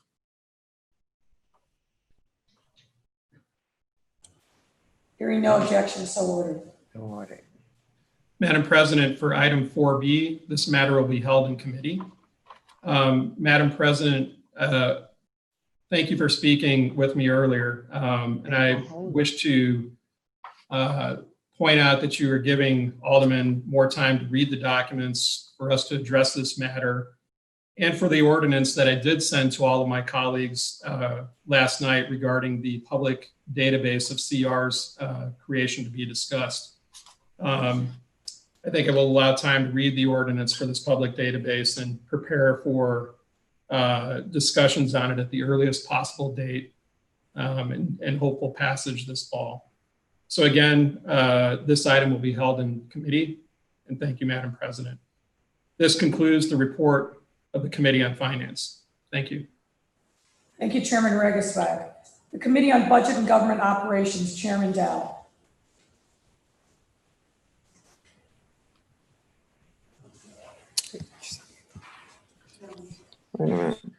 Okay. Madam President and members of the City Council, reporting for your Committee on the Budget and Government Operations, which held a meeting on July 15th, 2020, the committee recommends passage of the following. 1, a substitute ordinance concerning an amendment to the annual appropriation ordinance year 2020 within Fund 925 for the Office of the Mayor, the Department of Cultural Affairs and Special Events, the Department of Public Health, the Department of Family and Support Services, and the Department of Transportation. I move passage of this item by the first most favorable roll call vote of the Committee on Finance and associated unsuccessful motion to reconsider. Hearing no objections, so ordered.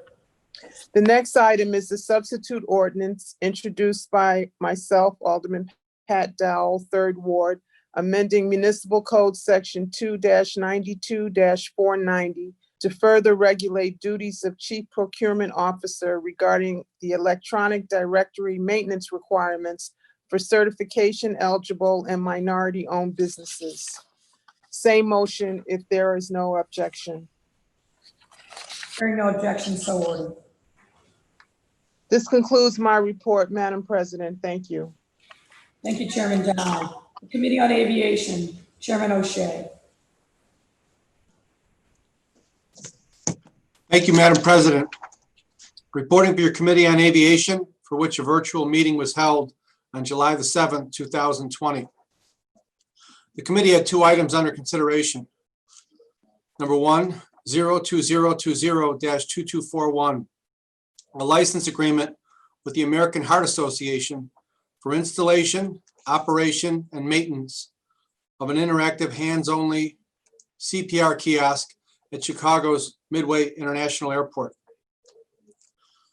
The second item, 02020-3438, an ordinance, the authorization of license agreement with Rose Exterminator Company, doing business as Rose Pest Solutions, for establishment of perishable goods cargo fumigation operation at Chicago's O'Hare International Airport. These items passed unanimously by the committee members present. If there are no objections, Madam President, I move for passage of these items by the same roll call as item number 1 on the Committee on Finance, and the same motion to reconsider if there are no objections. This concludes my report. Hearing no objections, so ordered. Thank you, Chairman O'Shea. Next is the Committee on Committees and Rules, Chairman Harris. Thank you, Madam President. Reporting for your Committee on Committee Rules, which met Monday, July 20th, 2020 at 2 p.m. The committee recommends passage of the following items. Ordinance 2020-3333, Journal Correction of Proceedings of April 24th, 2020. I move passage of this item by the most favorable roll call vote of the Committee on Finance and Hearing no Operations. objections, so ordered. Thank you. Item 2, ordinance 2020-3449, amendment of the Municipal Code, Chapter 5-12 and 13-72 to further regulate landlord requirements for the just cause evictions, tenants relocation assistance, and notice requirement for evictions and rental rates increase. The committee recommends that this item be re-referred to the Committee on Housing and Real Estate. I move passage of this recommendation by the same motion if there's no objections. Hearing no objections, so ordered. The next item is a proposed resolution regarding a referendum question for 2020 general election ballot concerning the creation of a comprehensive development plan for the city of Chicago. I move passage of this item by the same motion if there are no objections. Hearing no objections, so ordered. The next item is a proposed resolution regarding a referendum question for the 2020 general ballot concerning to increase access to broadband internet in the city of Chicago. Same motion if there's no objections. Hearing no objections, so ordered. The final item is a proposed resolution regarding the referendum question for the 2020 general election ballot concerning restrictions on the sales or possession of certain firearms and magazines in the state of Illinois. Same motion if there's no objections. Hearing no objections, so ordered. That concludes my report. Thank you, Chairman Harris. Next up, Committee on Contracting Oversight and Equity, Vice Chairman Moore. Thank you, Madam President. As we continue to keep our Chairman Austin in prayer, I'm reporting for the Committee on Contracting Oversight and Equity, which was held, meeting was held on July 9th, 2020 at 10 a.m. via teleconference. The committee has one item, an ordinance authorizing an amendment to Municipal Code Chapter 2-92-955 to reestablish veteran-owned small local business participation pilot program 02020-3458. I move that the City Council concur in the recommendation of the committee by the first most favorable vote on the same roll call as item number 1 of the Committee on Finance report and the same unsuccessful motion to reconsider. Hearing no objections, so ordered. This concludes my report on the Committee on Finance, Madam President. Thank you, sir. Next up, Committee on Economic, Capital, and Technology Development, Chairman Villegas.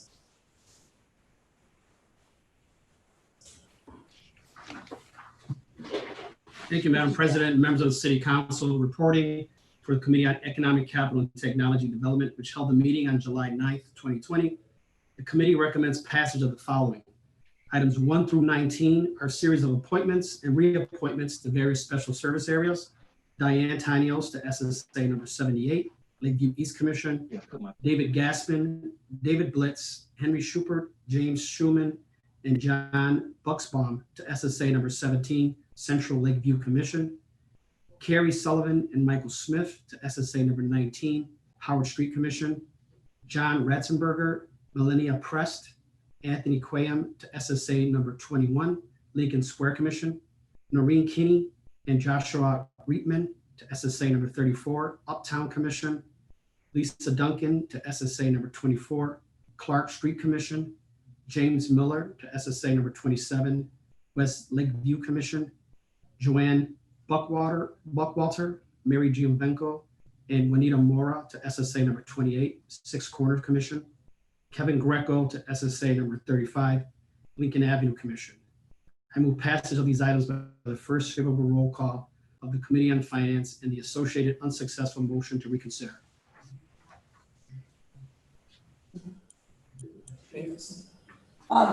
Mr. Chairman, can I just clarify item 19, the appointment of Anthony Quayam as a member of the Special Service Area number 21, Lincoln Square Commission. Was that intentionally left off the list? Madam President, he was named Anthony Quayam. Okay, thank you, sir.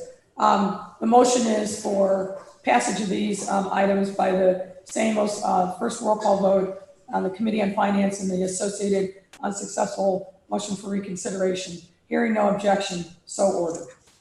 And apologies, Chairman, we have a little difficulty hearing you. Oh, no problem. Item 20 is an ordinance in support of Class L tax incentive for properties at 2300 and 2304 South Indiana Avenue for McCormick Hospitality South LLC. I move passage of this item by the first favorable roll call vote of the Committee on Finance and the associated unsuccessful motion to reconsider. Hearing no objection, so ordered. Item 21 is an ordinance of the recertification of Class 8 tax status for acreage in the vicinity of West Parker, North Pulaski Road, and West George Street. I move passage of this item by the first favorable roll call votes of Committee on Finance and the associated unsuccessful motion to reconsider. Hearing no objection, so ordered. Thank you, Madam President. That concludes my report. Thank you, Mr. Chairman. Next, Committee on Education and Child Development. Alderman Scott. Thank you, Madam President and members of the City Council. Reporting for your Committee on Education and Child Development, for which a meeting was held on June 29th, 2020. I recommend that the following appointments do hereby pass. 1, A 2020-56, an appointment of Laritza Lopez as member of the Board of Trustees of Community College District Number 508. I move to apply the first most favorable roll call of the Committee on Finance and the associated unsuccessful motion to reconsider. Hearing no objection, so ordered. This concludes my report. Thank you, Chairman. Next, the Committee on Health and Human Relations, Chairman Sawyer. Thank you, Madam President. Madam President, members of the City Council, reporting for your Committee on Health and Human Relations, which held a meeting on July 6, 2020, recommends passage of the following items. First, R 2020-172, recognition of League of Women Voters on their 100th anniversary and efforts to encourage informed and active participation in government, sponsored by Alderman Vasquez. The next is SO 2020-2827, a substitute ordinance amending Municipal Code Chapter 4-384 to prohibit retail sale of dogs, cats, and rabbits, will be held in committee. Third, SO 2020-2254, a substitute ordinance amending Municipal Code Chapter 7-20 by adding new section 7-20-121 to establish regulations for senior buildings during public health emergencies. I was informed that Alderwoman Maria Hadden would like to speak on this, who was the sponsor. The chair recognizes Alderman Hadden. Thank you, Chair. And thank you, Chairman Sawyer. I just want to thank my colleagues. I'm proud to see our city take a first step to protect some of our most vulnerable residents during this pandemic. And a special thank you to all the members of Jane Addams Senior Caucus who've worked tirelessly with me to see this through. So thank you all for your support. And thank you, Chairman Sawyer. Thank you. Chairman Sawyer. Thank you, Madam President. I move passage of these items by the first most favorable roll call vote on the Committee on Finance and associated unsuccessful motion to reconsider. Hearing no objection, so ordered. And finally, 02020-3388, a subject matter hearing on the amendment of Municipal Code Chapters 4-64 and 17-17 to prohibit sale of flavored tobacco products and accessory. There was a subject matter hearing on that, and it's being held in committee. And that concludes my report. Thank you, Madam President. Thank you, Chairman Sawyer. Next, the Committee on Housing and Real Estate, Chairman Osterman. Thank you, Madam President. Reporting and members of the City Council, reporting for your Committee on Housing and Real Estate, which held a virtual meeting on July 14th, 2020. The committee has a series of reports and recommends the passage of the following. Items 1 through 3 are appointments to the Low Income Housing Trust Fund Board. Adrian Soto is appointed to replace Charles Brown. Justin DeJong is appointed to replace Richard Rowe. And Beth Horowitz is appointed to replace Juan Carlos Linares. I move passage of this item by the first favorable roll call of the Committee on Finance and the associated unsuccessful motion to reconsider. Hearing no objections, so ordered. Item 4 is an amendment to the ordinance by extending the temporary moratorium date for building or demolition permits of rezoning residential properties within the 606 residential area to February 1st, 2021. I move passage of this item by the same motion if there's no objection. Hearing no objections, so ordered. Item number 5 is an amendment to an agreement regarding scope of development for previously sold properties at 4237-4241 South Wells and 224 West 43rd Street in the 3rd Ward. I move passage of this item by the same motion if there's no objection. Hearing no objections, so ordered. Item number 6 is an ordinance approving an acquisition grant of funds to Area-Wide Realty Corporation for rehabilitation of single-family homes in the historic Pullman District in the 9th Ward. I move passage of this item by the same motion if there's no objection. Hearing no objections, so ordered. Item number 7 is a substitute ordinance, which is known as the Fair Notice Ordinance, which extends notice that landlords must provide tenants when increasing rent or for non-renewal of leases. Additionally, it provides a one-time cure for renters to pay back rent. This is a ordinance that came through collaboration with members of the Housing Committee and housing advocates. It is supported by organizations like the Urban League and the Rehab Network. I ask for a favorable support of this ordinance and would like to close if there are those seeking recognition.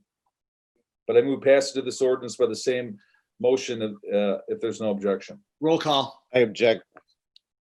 Alderman Lopez. Alderman Riley requests a roll call. There's a roll call request. Madam Clerk. Point of order, Chairman. Madam President, Alderman Lopez. Chair recognizes Alderman Lopez. Thank you, Madam President, for a point of order. Are we having discussion on this matter? Yes, you asked for a roll call vote. We were moving forward on your roll call vote. Are you now asking for a discussion on it before the roll call? Well, the chairman said that there was opportunity for discussion, and then he made a motion for immediate consideration. So I had my. You asked for a roll call vote. I'm asking now to clarify what you would like to do, sir. If you I'd would like like to speak. I would like to speak on the roll matter, call. Madam President. Yes, ma'am. Madam President, a roll call was called. We'll go to roll call immediately. I'm not going to cut off debate. Alderman Lopez, I believe, raised his hand and actually wants to speak. And then if there's a motion for roll call, we'll deal with that. Alderman Lopez, please proceed.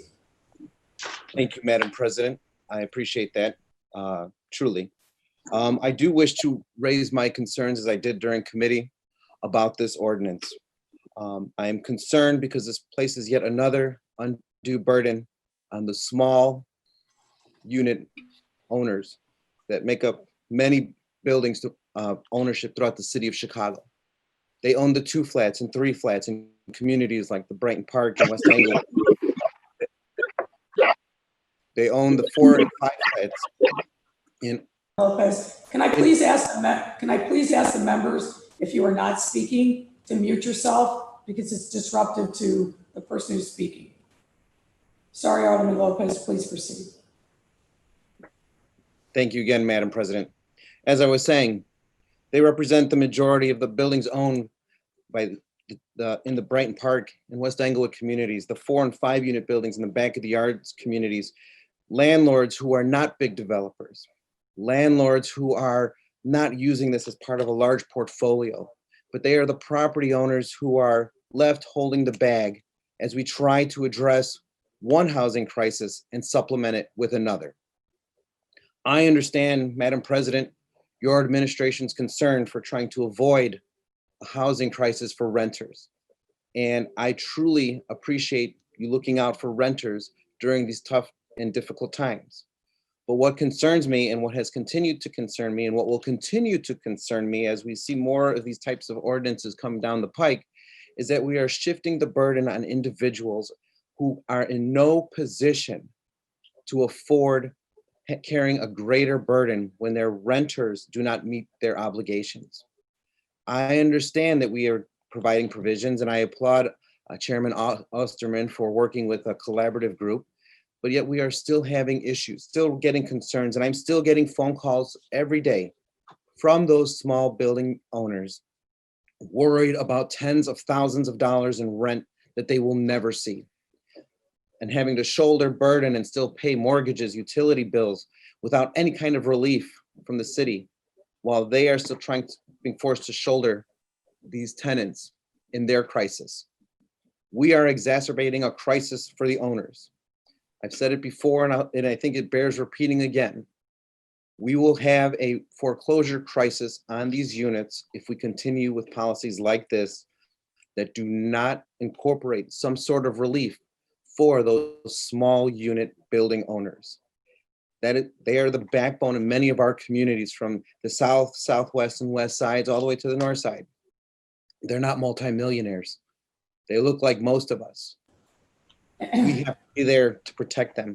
And I ask my colleagues to join me in opposing this ordinance because it does not provide enough measures to ensure that they as well are protected in our efforts. Thank you, Madam President. Thank you, Alderman Lopez. The chair recognizes Alderman Sicelo Lopez. Thank you, Madam Chair. I just want to make sure, as we have this issue on the table, that we understand this ordinance as it is. There is certainly a lot of work that needs to be done in terms of housing.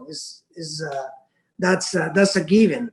But I think it is important to clarify, some assumptions that are being made about this ordinance. That again, it is by no means is going to solve all of the issues, and I think just a first step in the right direction. We work with several aldermen within the housing. I really want to commend Alderman Osterman, who not only help us table a few things that were not clear. Precisely what Alderman Lopez is mentioning was one of the issues that we agree on, to make sure that we have a working group so that we can differentiate the small homeowners versus the big developers that are right now speculating still in the middle of a pandemic and are evicting people and filing evictions. So I want to make sure that we don't lose sight of what we're voting on, because it's important. We have a commitment from the housing chair, and it was a very complex issue, to make sure that we have a working group to discuss precisely that, how we're going to ensure that we don't put extra burden on homeowners, small homeowners, but also to make sure that we don't allow developers to continue with the same practices of the past, when they have given 30-day notice to renters, to tenants, and they continue to profit in the middle of a pandemic. On top of that, the issue that we have is that developers have a particular advantage right now of liquidity. And right now, we don't do anyone any justice if we don't have any sort of protection for tenants. I do think that this does not, by no means, put an unreasonable burden on the homeowners. This ordinance in particular, what it does is to do something that is common sense. We right now, when we face a huge crisis, an unprecedented situation where we can be facing thousands of evictions that are being filed right now, we have to be responsible. And I want to urge my colleagues, we all represent tenants and homeowners alike. This is not about pitching tenants against homeowners. This is about drafting good policy to make sure that we prevent the harshest thing that we can experience as a community, that is evictions. The traumatic experience of a family or a senior or a veteran or anybody in a vulnerable position, to make sure that we protect them, if we can prevent evictions as much as we can. There's a lot of work to be done, and that's what we're not done yet. We have a commitment of 2 steps. First, have a working group to discuss the relocation assistance so that developers are the ones paying for this, and they should, and they will not be exempt. Now, what we do need to be careful with is to help the homeowners. A lot of work to be done. I think we have discussed with the administration the need to bring housing relief so the homeowners and tenants get some help. And in the absence of a federal administration acting quickly to hold banks accountable, we do need to make sure that we work in every level of government to make this possible. But I do caution us to make sure that doing nothing at this point will be harmful. I'm being one of the most vocal voices in terms of housing. And I tell you, we reach a fair compromise. Not only, and I want to thank also the administration to working with us on this, to put a working group in place and also working to get just cause out of rules. We need to make sure that we continue to working, but we need to stop this discourse of pitching homeowners against tenants. We need to start working legislatively to make and provide solutions. Doing nothing will put tenants at risk, and we will continue working together to also help homeowners. That's the responsible thing to do. Thank you, Madam Chair. Thank you. The chair recognizes Alderman Sposato. Thank you, Madam President. I didn't plan on speaking on this. I just planned on being a no. But we had a speaker, a public comment speaker, and then Alderman Lopez kind of hit it pretty good. We're just destroying the small guy. I mean, I have many 3 flats in my, well, not many, probably less than most people, but enough. And they're mostly owner tenants, and they get a bad tenant in there. That not only hurts them, it hurts the other 2 or 3 or whatever amount of people that are in that building. You just terrorize the building. There's a thing out there called cash for keys, and my dismay, I guess a lot of my colleagues never heard of that, but cash for keys is you get these bad tenants. It takes you forever to get rid of them. So you'll give them money. You'll say, here's $5 grand, here's 10 grand, just leave.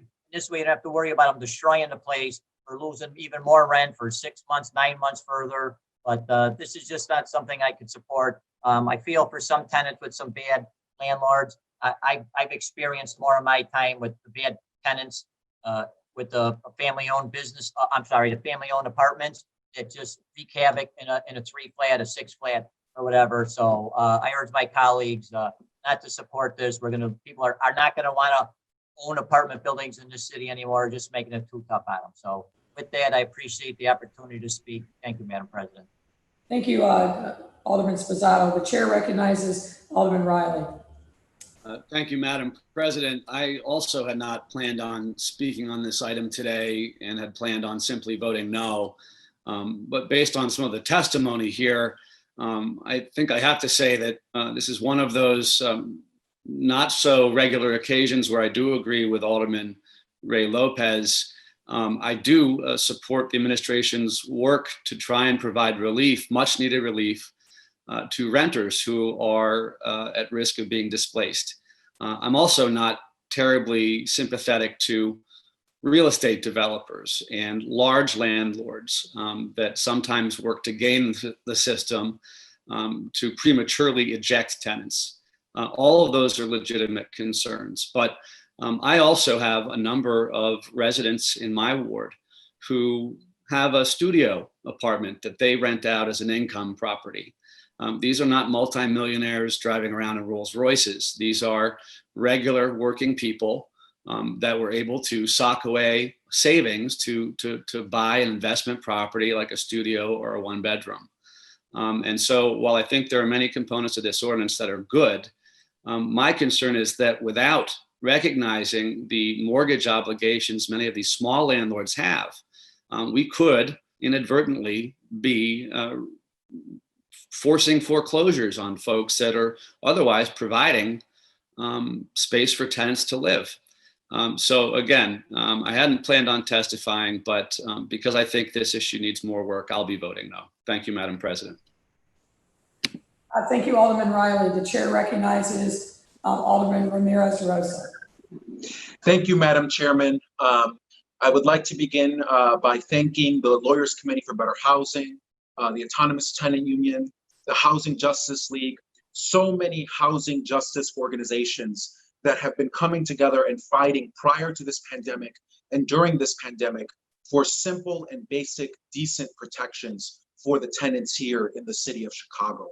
We have to understand that because of the high rents that tenants pay all across the city, whether that be the south side, the west side, or the north side, housing landlords have been able to keep up with rising property taxes, have been able to keep up with the maintenance of their buildings. And so this is an ecosystem where tenants are necessary and tenants are key for the survival and for the thriving nature of our neighborhoods. And this is a start. Because of the strong advocacy that these organizations have been doing, we're here today. We are working on passing this ordinance today. This wouldn't have happened if it hadn't been for their strong advocacy, for their pushing the city to do more. Unfortunately, our city still has to do more. You know, most decent, fair landlords understand that 30 days is not enough to find a new apartment. It's not enough in the best of times. It's not enough in the worst of times. And right now, we are certainly in a very tough time. And so this is an appropriate measure to move forward on. It's going to make sure that people have a little bit more time to be able to find that apartment, to be able to find that home. It's going to help us address some of the issues related to displacement in our neighborhoods, which I think we all want to see addressed. When we talk about the US Census, when we talk about the importance of having thriving, populated neighborhoods, we have to understand that the issue of displacement and the lack of meaningful tenant protections here in the city of Chicago has a very real world impact on that. It's one of the reasons why we've seen so many working class Latinx families pushed out of neighborhoods. It's one of the reasons why we've seen hundreds of thousands of Black Chicagoans pushed out of these neighborhoods. Other cities have moved forward on much stronger tenant protections. I hope that we as a city will also do that. We need to move forward on just cause for eviction, but this is a start. And so while this is not the tenant protections that I'd like to see, this is a very good start. This is an important measure. I will be voting yes on this measure. I hope that my colleagues will support it.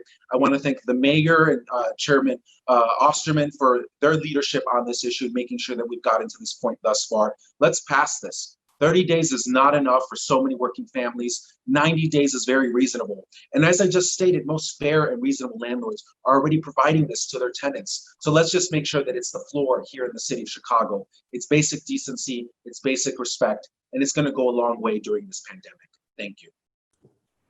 Thank you, Alderman. The chair recognizes Alderman Cardenas. Sorry about that, Madam President. I wasn't going to speak on this. I'll go ahead and vote on it immediately. There's a lot of discussion. Committee was very lengthy in debate. The issue nausea. It's definitely not a perfect. It's not something that I would usually support. It hits 2 flats and 3 flats, which is my community in Brighton. But I also recognize that some folks are taking advantage of circumstances in gentrification areas and are pushing out our community members. I didn't really work home ownership, not just renters, because that's the American way. That's where my parents came and bought the first many moons ago, just like many other immigrants, which have made it a success in this city. And this is why I stand here today. The ordinance obviously is units except in the -30 ordinance section, which basically, if you're month to month, you're going to receive this benefit. Again, I'm going to be voting yes, but I'll be the first one to start rescinding if we see patterns of abuse, and I'll be able to see that because people are going to come by me asking help in evicting people that are abusing this practice. I'm not happy about the bill, but I do want to send a message to greedy developers that there is a sense of community in some parts of the city. There's a sense of just being a human and being a good neighbor and a good citizen that the city right now badly needs it from everyone. We got to come together and heal the city and move it forward. It's a sad time for us right now and with so many challenges. Nevertheless, I hope my colleagues think through this. It's not perfect. It is not. I think I voted no in committee. I thought long and hard how I would vote on this. I've been lobbied severely on this to not vote on it. But I do think that there's something to be said for folks in our communities that are beset by gentrification. So I'll close with that. Thank you, Madam President. Thank you, Alderman. The chair recognizes Alderwoman Rodriguez Sanchez. Thank you, Madam President. I want to assert my support for fair notice ordinance. I want to invite my colleagues to vote in favor of this ordinance. I want to say that this is the bare minimum that we can do right now in this moment when we are facing possibly mass evictions in our city. People deserve time to be able to adjust. We know that there are not enough resources. We know that we don't have the answer for the scale of the pain and the hurt that people are going to be facing as we face mass evictions. I also want to say that the assumption that tenants are acting on bad faith is very disingenuous. In my experience in my office, we have had so many people calling us trying to figure out how they can get the resources to be able to pay their rent. People want to be able to pay their rent. So I want to echo the words of my colleague, Alderman Ramirez Rosa, thank the mayor for her leadership in this ordinance, but also all the groups that have been pushing so hard to make sure that tenants have protection. And I'm really hopeful that we will be able to end up passing just cause for eviction. In the meantime, I think this is the bare minimum that we can have. Thank you. Thank you, Alderwoman. The chair recognizes Alderman Sposato. Thank you, Madam Mayor. I also want to be counted in support of this ordinance and call for my colleagues' support. I want to thank everyone who made this a truly collaborative process, from the Department of Housing to Chairman Osterman to Madam Mayor, your leadership and the work within your administration. Because we know that the challenge that the city is facing with evictions is not new. The Lawyers Committee for Better Housing compiles data on this, and we know in an average year, we see 23,000 evictions filed in the city of Chicago.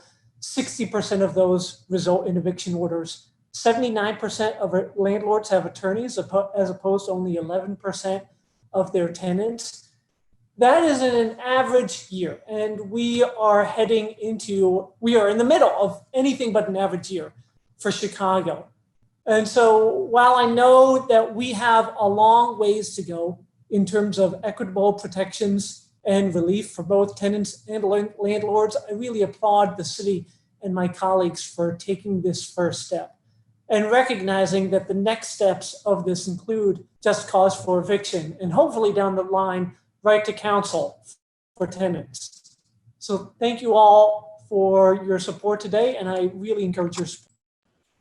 Thank you, Alderman. The chair recognizes Alderman King.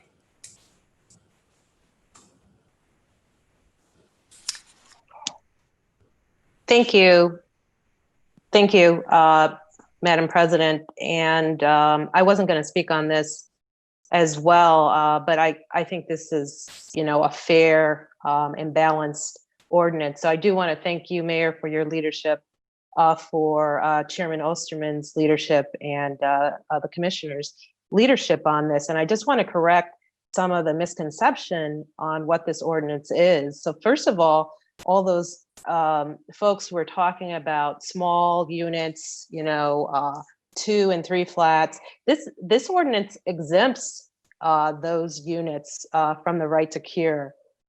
This ordinance really only gives those residents who have been living in a building for years more time if a landlord decides not to renew their leases.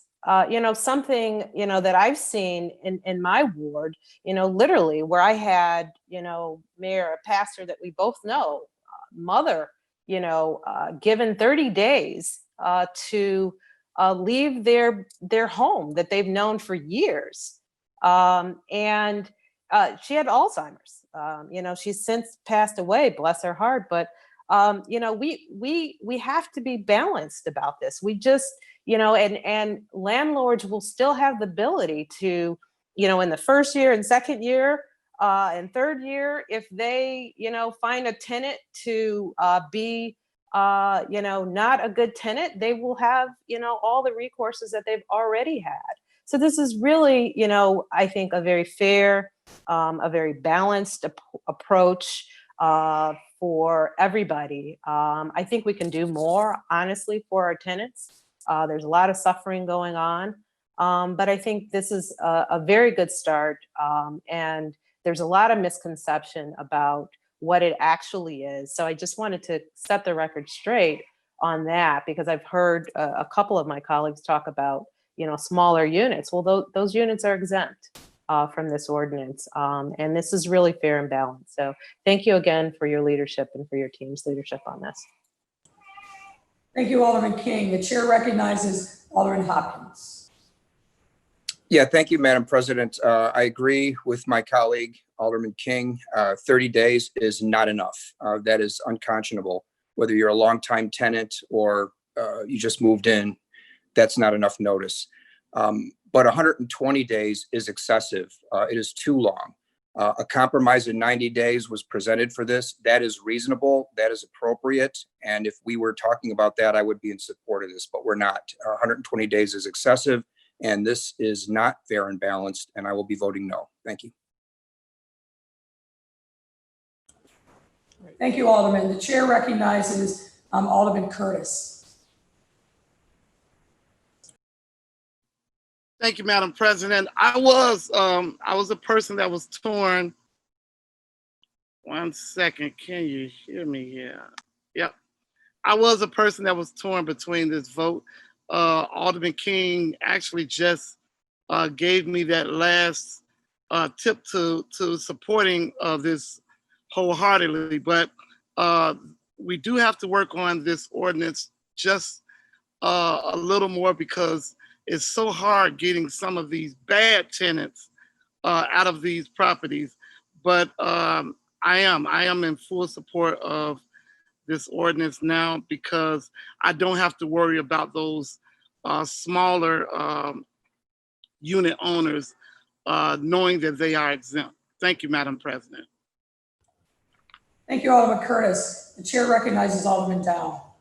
Yes, thank you, Madam President. I wanted to echo what my colleague Alderman Hopkins said. 90 days notice instead of 120 days notice to any tenant is more than sufficient. Alderman Rosa said that 30 days was not good. We agree with that, but 90 days was reasonable. And I think that adding 120 days to this ordinance is unreasonable, and I will be voting no. Thank you, Madam President. Madam President, if there's no other speakers, I'd like to close and clarify. One moment, Mr. Chairman. I believe we do have one more speaker, and that's Alderman Hairston. And I would just ask, we need to wind down this discussion.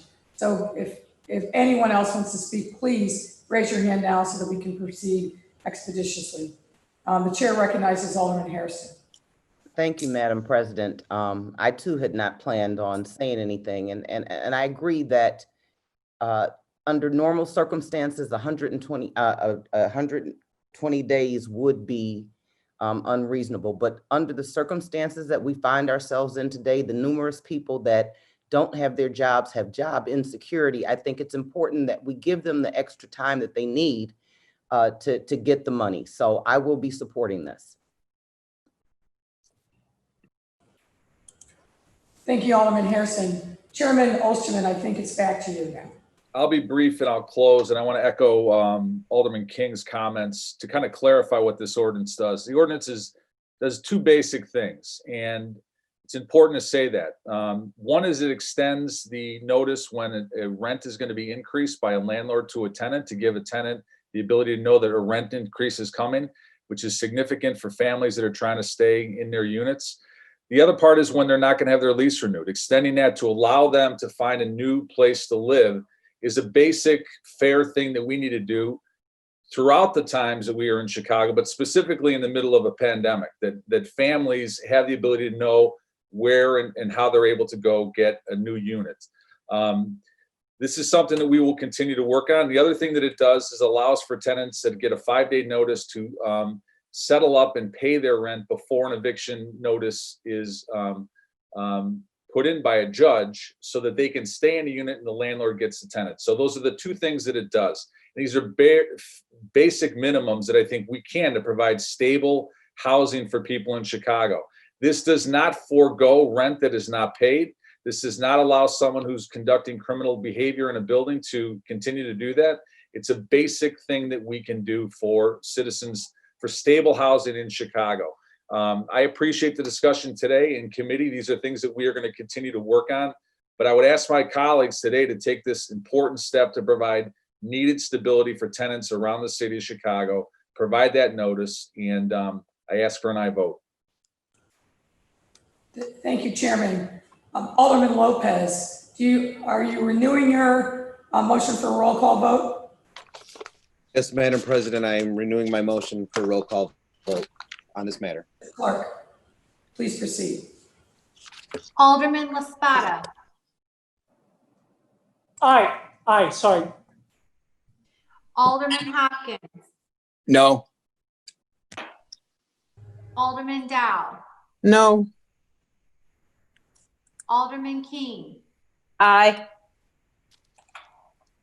Alderman Hairston. Aye. Alderman Sawyer. Aye.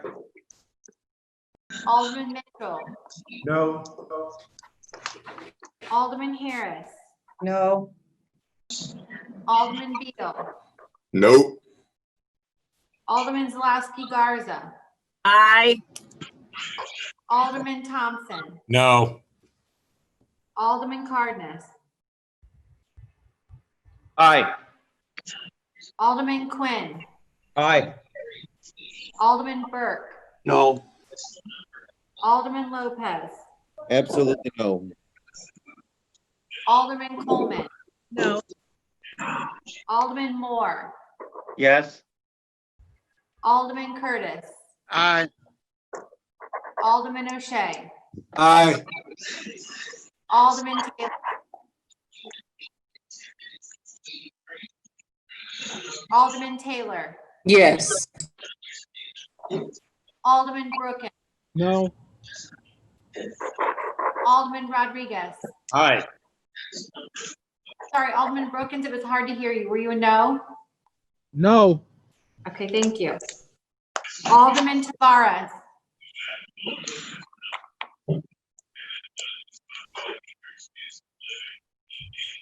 Alderman Tavares.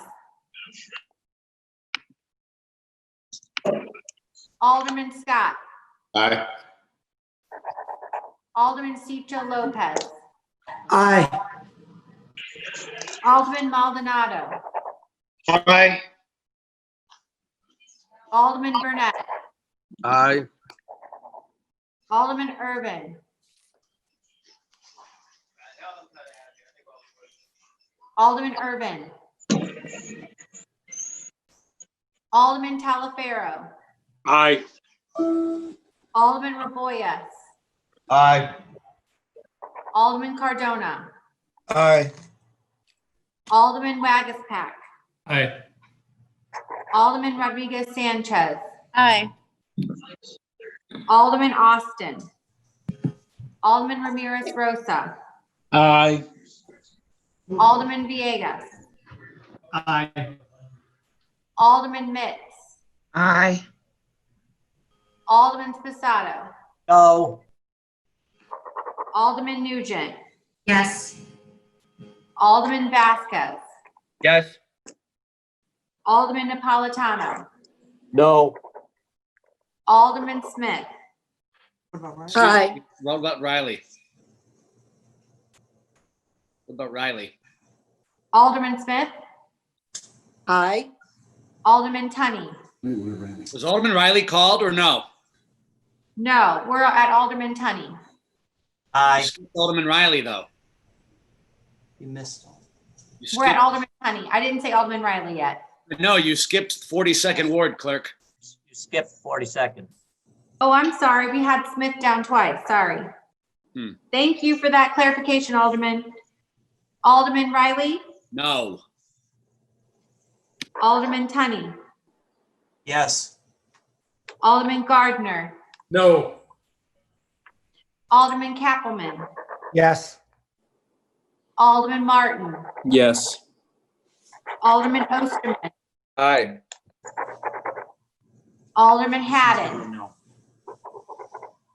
Aye. Alderman Silverstein. Aye. Alderman Tavares votes aye.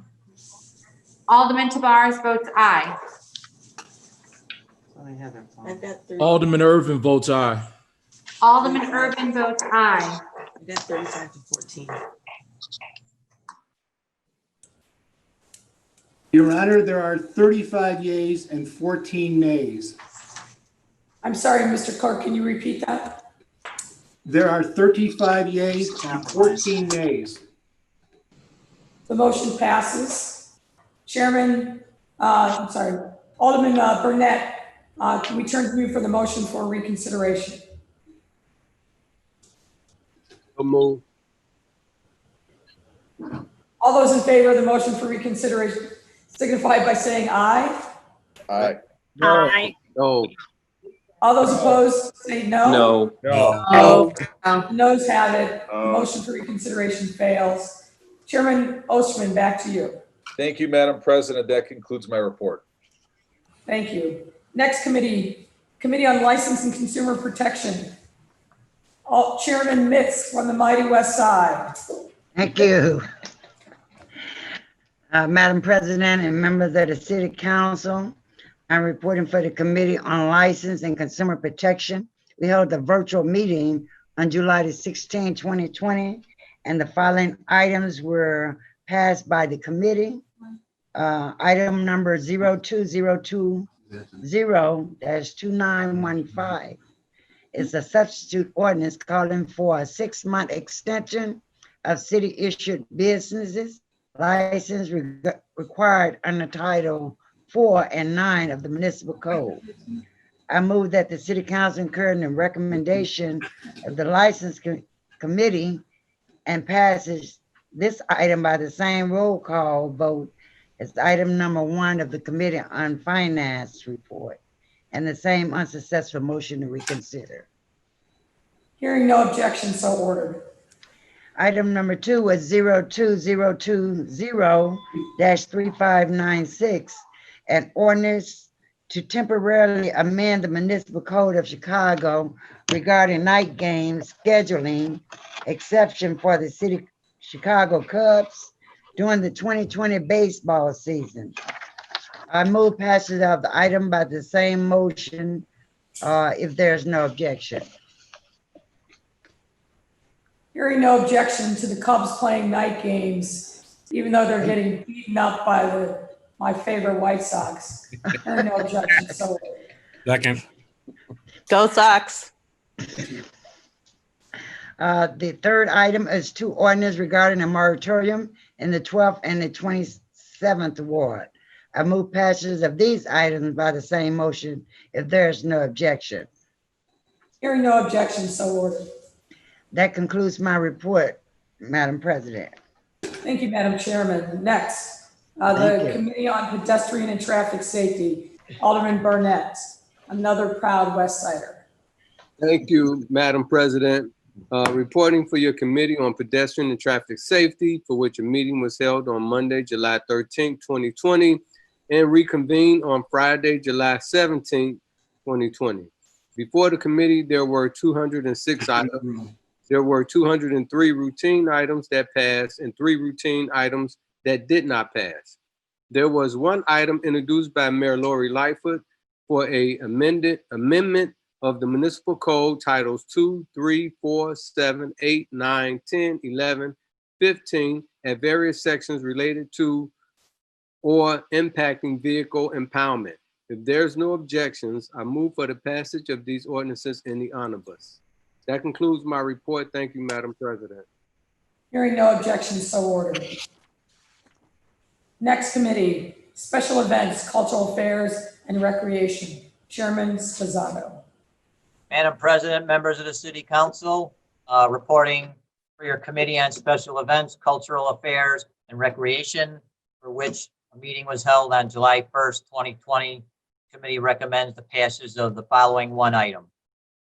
A 2020-57, reappointment of Jose M. Munoz as Commissioner of the Chicago Park District. I move passage of this item by the first favorable roll call of the Committee on Finance and associated unsuccessful motion to reconsider.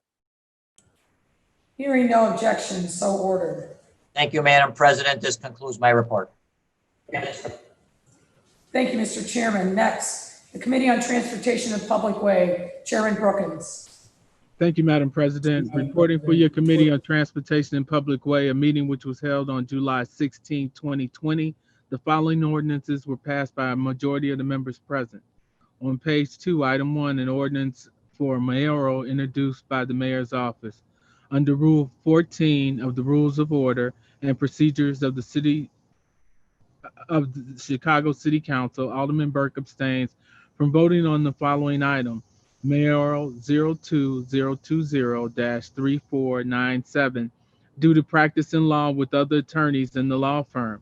Other attorneys in the firm represented N-Wave Chicago LLC within the preceding 12 months in a property tax appeal at the Cook County Assessor, Cook County Board of Review, and Illinois Property Tax Appeal Board.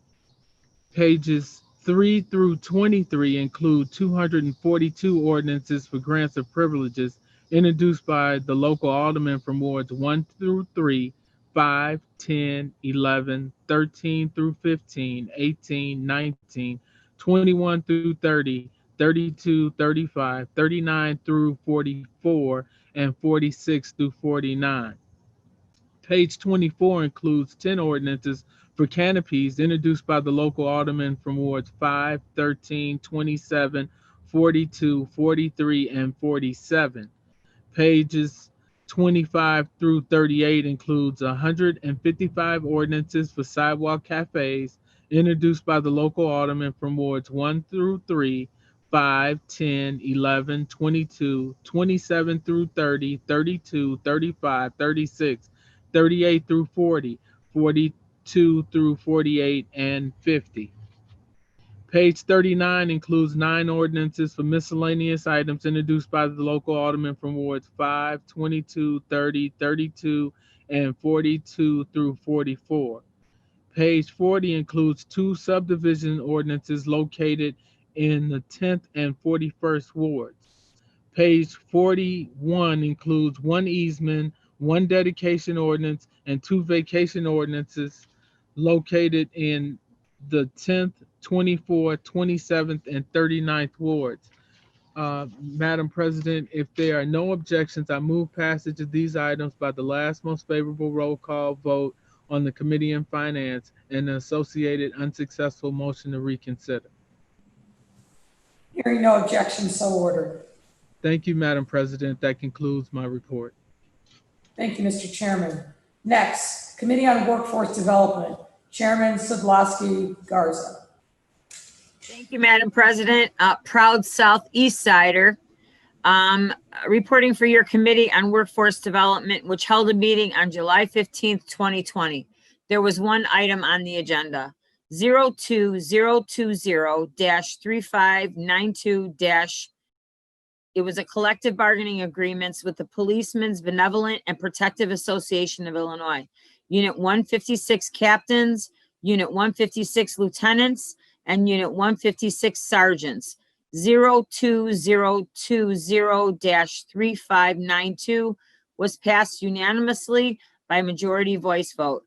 Hearing no objections, I move for the first most favorable vote on the Committee on Finance report and the corresponding unsuccessful motion to reconsider. Chairman, I believe one of your colleagues wishes to be heard. The chair recognizes Alderman Vasquez. Thank you, Madam President. I'd like to be recorded as a no vote for this one. So reflected. Thank you. Back to you, Chairman.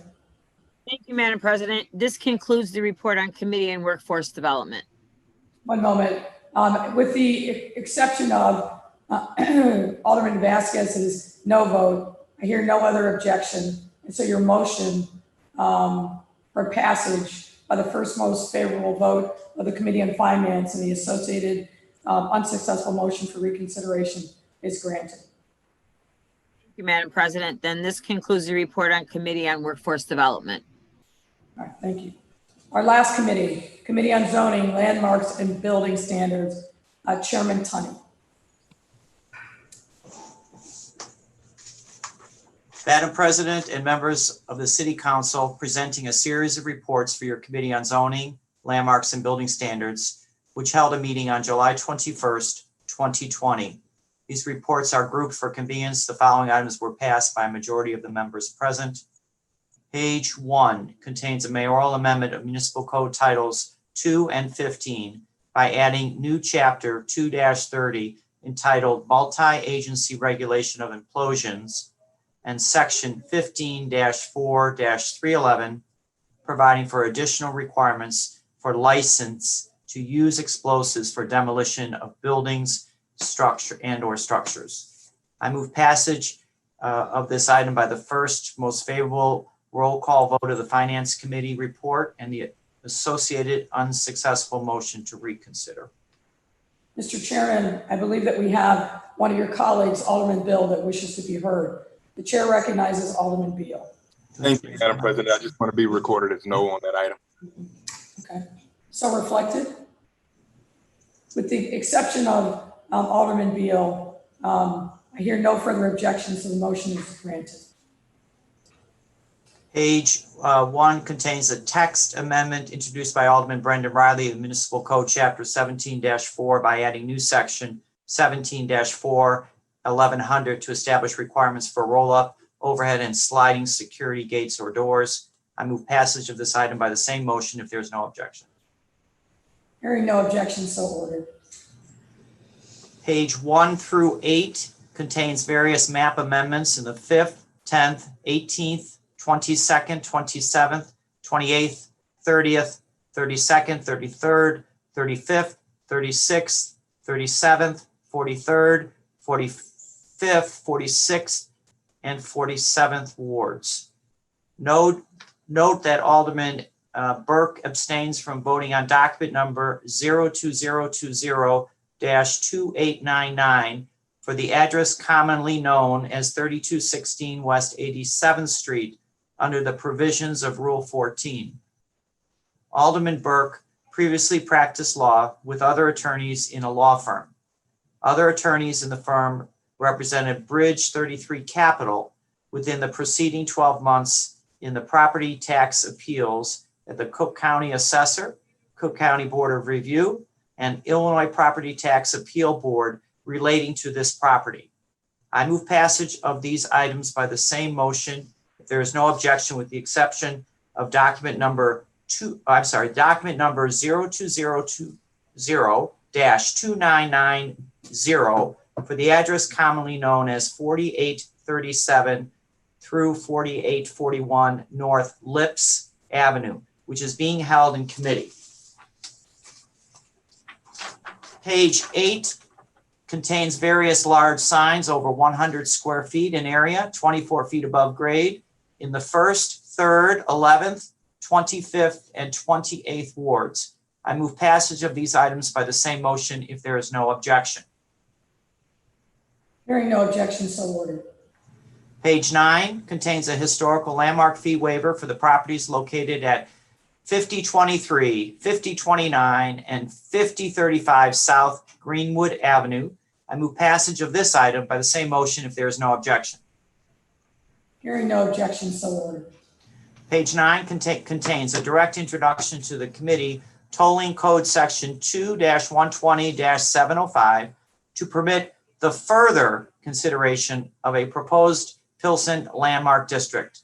I move passage of this item by the same motion if there is no objection. Madam Chairman. Hold on, sir. Please. We actually do things in an orderly fashion. I see your hand raised. I will call on you. Just give me a moment.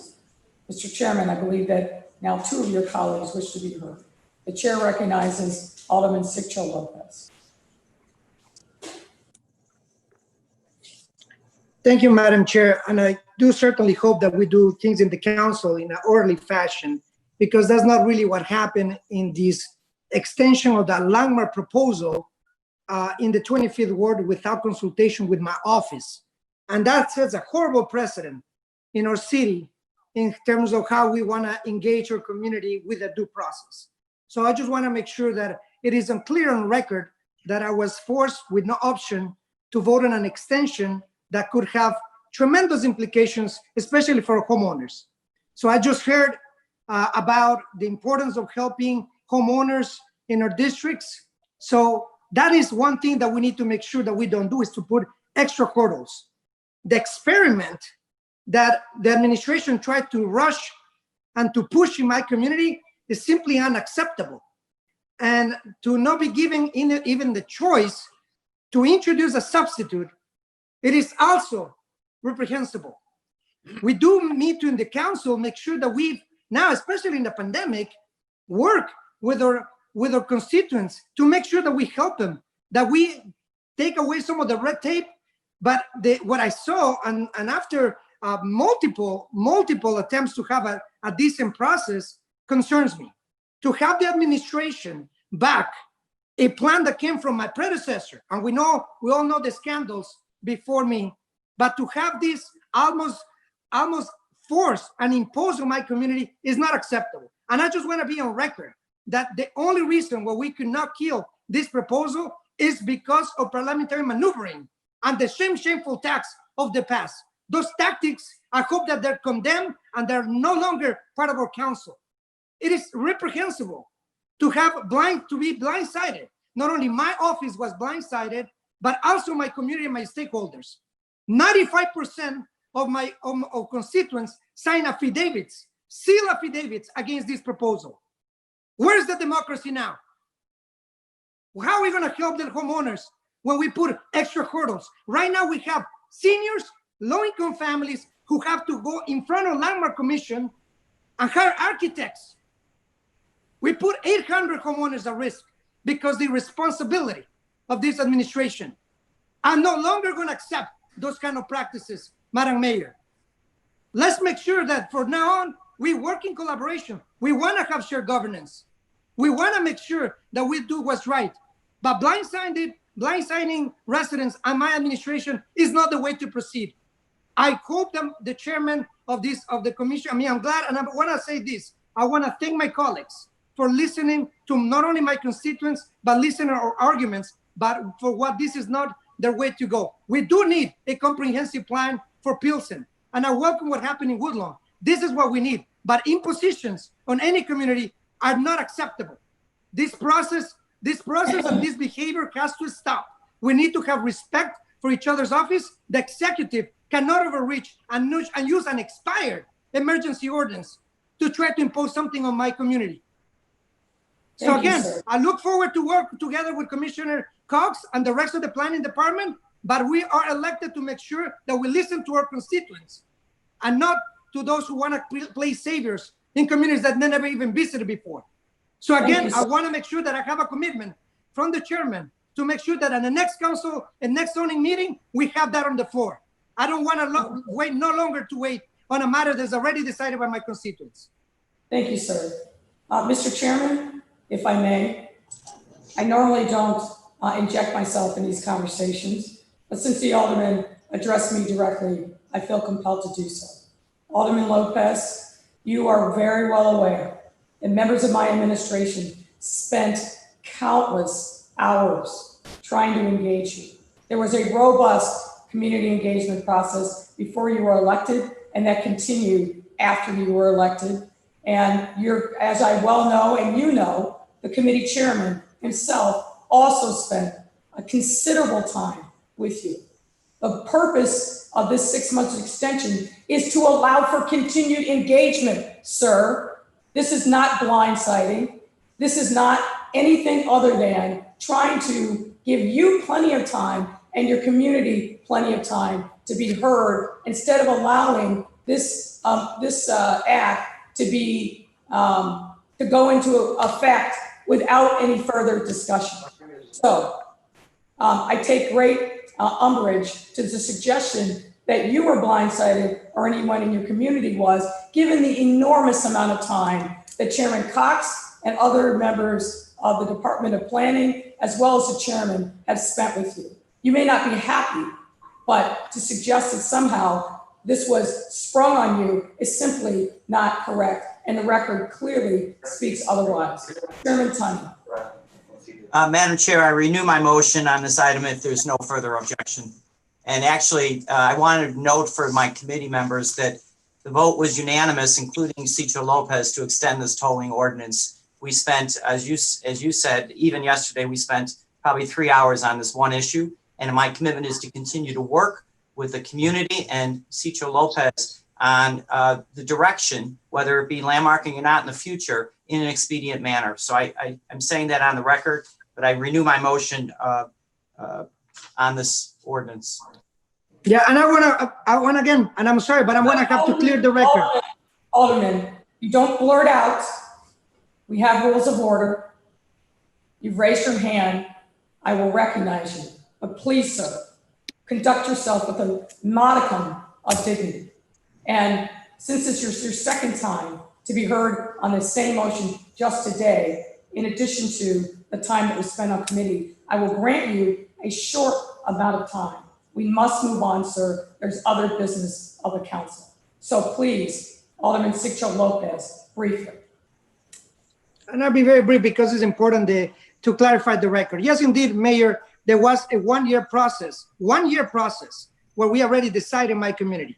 Unilaterally, there was a decision to extend that and not give me any option. And your process was to give me days, 2 days. I was notified of this on a Friday, and the vote was on Tuesday. So let's just make sure that when you talk about a process, let's talk exactly. And I want to make sure that you may have been missing some of the briefings. So I hope that the Commissioner Cox tells you a little bit about the process. A year process and a 6-month extension where low-income residents and homeowners now have to spend 6 more months in front of the Landmark Commission. Thank you, sir. Mr. Tunney, Chairman Tunney, you have a motion for passage of this matter on the first favorable vote of the Committee on Finance and the related unsuccessful motion for reconsideration. Yes. Hearing no other comment, so ordered.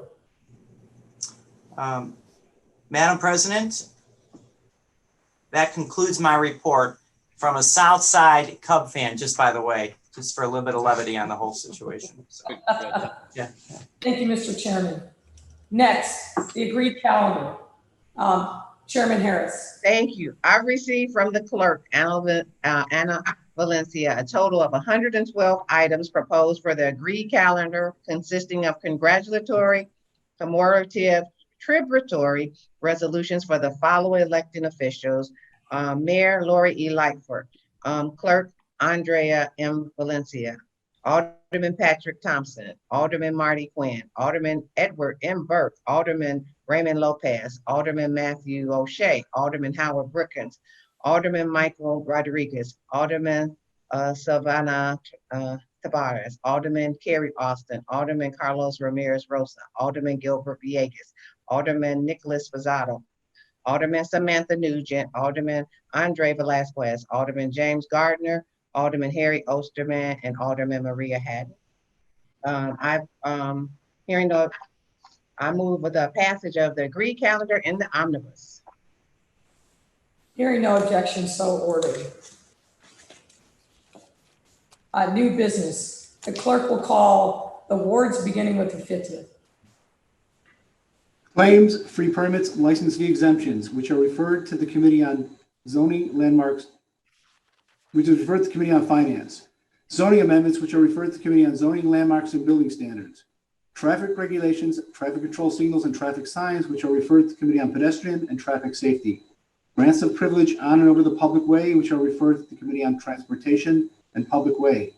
An exemption from physical barrier requirements for commercial driveway alley access for parking facilities, which are referred to the Committee on Transportation and Public Way. Alderman Hadden has a proposed ordinance for an honorary street designation as Honorary Romola Rouse Way, which is referred to the Committee on Transportation and Public Way. Alderman Hadden and others have a proposed resolution for recognition of India's 74th anniversary of independence and a call for condemnation of violence against certain castes and faith groups, which is referred to the Committee on Health and Human Relations. Alderman Martin has a proposed ordinance for amendment of Municipal Code Section 2-56-245 to further regulate responses to recommendations by Deputy Inspector General for Public Safety, which is referred to the Committee on Public Safety.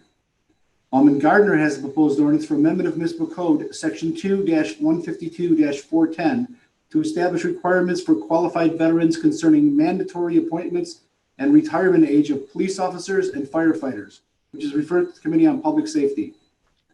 Alderman Tunney has a proposed ordinance for a call for Special Service Area Number 27 to negotiate and finalize sale and waive people spot and cafe people spot street furniture, which is referred to the Committee on Economic, Capital, and Technology Development.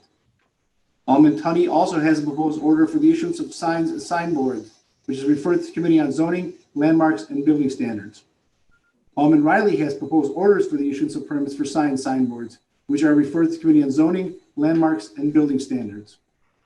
Alderman Villegas has proposed ordinance for amendment of Municipal Code Section 16-8-070 to further regulate rezoning and conversion areas, which is referred to the Committee on Zoning, Landmarks, and Building Standards.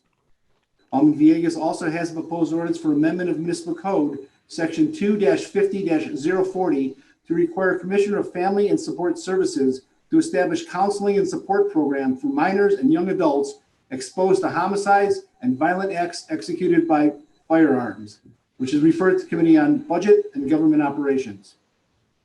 Alderman Villegas also has a proposed resolution to call for hearings on predatory towing practices and establishment of enforcement procedures, which is referred to the Committee on Finance. Alderman Ramirez Rosa has a proposed ordinance for amendment of Municipal Code Section 4-60-022 to allow additional alcoholic liquor licenses on portion of West Fullerton Avenue, which is referred to the Committee on License and Consumer Protection. Alderman Ramirez Rosa also has a proposed ordinance for an honorary street designation as Lena Marie Nunez Añana Way, which is referred to the Committee on Transportation and Public Way. Alderman Rodriguez Sanchez and others have a proposed resolution expressing opposition to Immigration and Customs Enforcement Agency's Enforcement and Removal Operations Citizenry Academy, which is Madam President, I would like to suspend the rules, motion to suspend the rules to speak on this item. Is that Alderman Rodriguez Sanchez? Yes, apologies. Briefly, Alderman. Okay, thank you, Madam President. I wanted to speak on this item. We have introduced a resolution to condemn the efforts of ICE to bring to our community in Chicago so-called Citizens Academy that, in our view, pretends to be mostly a vigilante academy. It mentions that it wants to introduce people who take the 6-week training to firearms and targeted arrests. We believe that this is an attempt from the Trump administration to come after our immigrant community, and we cannot allow that. The resolution will be going to the Health and Human Relations Committee, and I'm really hoping that we will be able to get it out quick and we can get full approval from the council to denounce these efforts from President Trump attacking our immigrant community. Thank you. Thank you, Alderman, and I think a number of us, including myself, join you in opposing these so-called Citizens Academies. Mr. Clerk, please proceed. Alderman Wagaspack has a proposed ordinance for amendment of Municipal Code Chapter 4-8 by adding new section 4-8-400 to regulate third-party food dispensary application restaurant listings, which is referred to the Committee on Finance. Alderman Wagaspack also has a proposed ordinance for amendment of Municipal Code Section 17-3-503-D by modifying pedestrian retail street segments and coordinates for a portion of North Lincoln Avenue, which is referred to the Committee on Zoning, Landmarks, and Building Standards. Alderman Wagaspack, Alderman Cardenas, and Alderman Nugent have a proposed ordinance for amendment of Municipal Code Chapter 10-32 by adding a new section 10-32-245 to establish Urban Forestry Advisory Board. Two committees having been called, the Committee on Finance and the Committee on Rules. The matter is referred to the Committee on Rules. Alderman Cardona has a proposed ordinance for amendment of Municipal Code Section 4-60-022 to allow additional alcoholic liquor licenses on portion of North Cicero Avenue, which is referred to the Committee on License and Consumer Protection. Alderman Taliaferro has a proposed resolution calling for hearings on oversight, accountability, and reporting of funding of various organizations awarded contracts through violence prevention initiatives, which is referred to the Committee on Public Safety. Alderman Taliaferro and Alderman Burnett have a proposed ordinance for amendment of Municipal Code Title V by adding a new chapter 5-25 entitled COVID-19 Chicago Public Health Housing Ordinance, which is referred to the Committee on Housing and Real Estate. Alderman Urban has a proposed ordinance for amendment of Municipal Code Section 4-60-023 to allow additional packaged goods licenses on portions of South Pulaski Road, which is referred to the Committee on License and Consumer Protection. Alderman Irvin also has a proposed order for the issuance of a permit for a signboard at 2415 West 19th Street, which is referred to the Committee on Zoning, Landmarks, and Building Standards. Alderman Burnett has a proposed ordinance for amendment of Municipal Code Section 4-60-023 to allow additional packaged goods licenses on portion of West Division Street, which is referred to the Committee on License and Consumer Protection. Alderman Burnett also has proposed orders for the issuance of permits for signboards, which are referred to the Committee on Zoning, Landmarks, and Building Standards. Alderman Cicho Lopez has a proposed ordinance for amendment of Municipal Code Section 4-60-022 to allow additional alcoholic liquor licenses on portion of West Cermak Road, which is referred to the Committee on License and Consumer Protection. Alderman Cicho Lopez also has a proposed resolution for submission of a public question by referendum to Chicago voters within the 25th Ward at the November 3rd, 2020 election concerning community benefits agreement for development of 10 units or more of housing, diverting Chicago Police Department funds for neighborhood schools, and requiring community meetings before opening new bars and taverns, which is referred to the Committee on Committees and Rules. Alderman Cicho Lopez also has a proposed resolution for submission of public questions by referendum to Chicago voters within certain precincts of the 25th Ward at the November 3rd, 2020 election concerning affordable housing on vacant land, halting of new polluting or diesel generating industries, and redistricting of Pilsen neighborhood, which is referred to the Committee on Committees and Rules. Alderman Cicho Lopez also has a proposed resolution for submission of a public question by referendum to Chicago voters within certain precincts of the 25th Ward at the November 3rd, 2020 election concerning cannabis dispensary, new public high school, and affordable housing for seniors in the Chinatown neighborhood, which is referred to the Committee on Committees and Rules. Alderman Taveras has a proposed ordinance for designation of the 10th precinct of the 23rd Ward as restricted residential zone, prohibiting additional shared housing units and vacation rentals, which is referred to the Committee on License and Consumer Protection. Alderman Taveras also has a proposed ordinance for designation of the 30th precinct of the 23rd Ward as a restricted residential zone, prohibiting additional shared housing units and vacation rentals, which is referred to the Committee on License and Consumer Protection. Alderman Lopez has a proposed ordinance for amendment of Municipal Code Section 2-92-245 to further regulate advance and direct payments to contractors, subcontractors, and minority-owned and women-owned business enterprise participants, which is referred to the Committee on Contracting Oversight and Equity. Alderman Lopez also has a proposed ordinance for amendment of Municipal Code Section 2-92-420 by modifying definition of minority groups within minority-owned and women-owned business enterprise procurement program to include American descendants of slaves, which is referred to the Committee on Contracting Oversight and Equity. Alderman Lopez also has a proposed ordinance for amendment of Municipal Code Section 2-92-670 by modifying definitions of economically disadvantaged and minority within minority-owned and women-owned business enterprise construction program, which is referred to the Committee on Contracting Oversight and Equity. Alderman Cardenas has a proposed ordinance for approval of a plat of Western Center Townhome Subdivision, which is referred to the Committee on Transportation and Public Way. And a proposed resolution to call for Governor J.B. Pritzker to sign multi-state medium and heavy-duty zero-emission vehicle memorandum of understanding, which is referred to the Committee on Environmental Protection and Energy.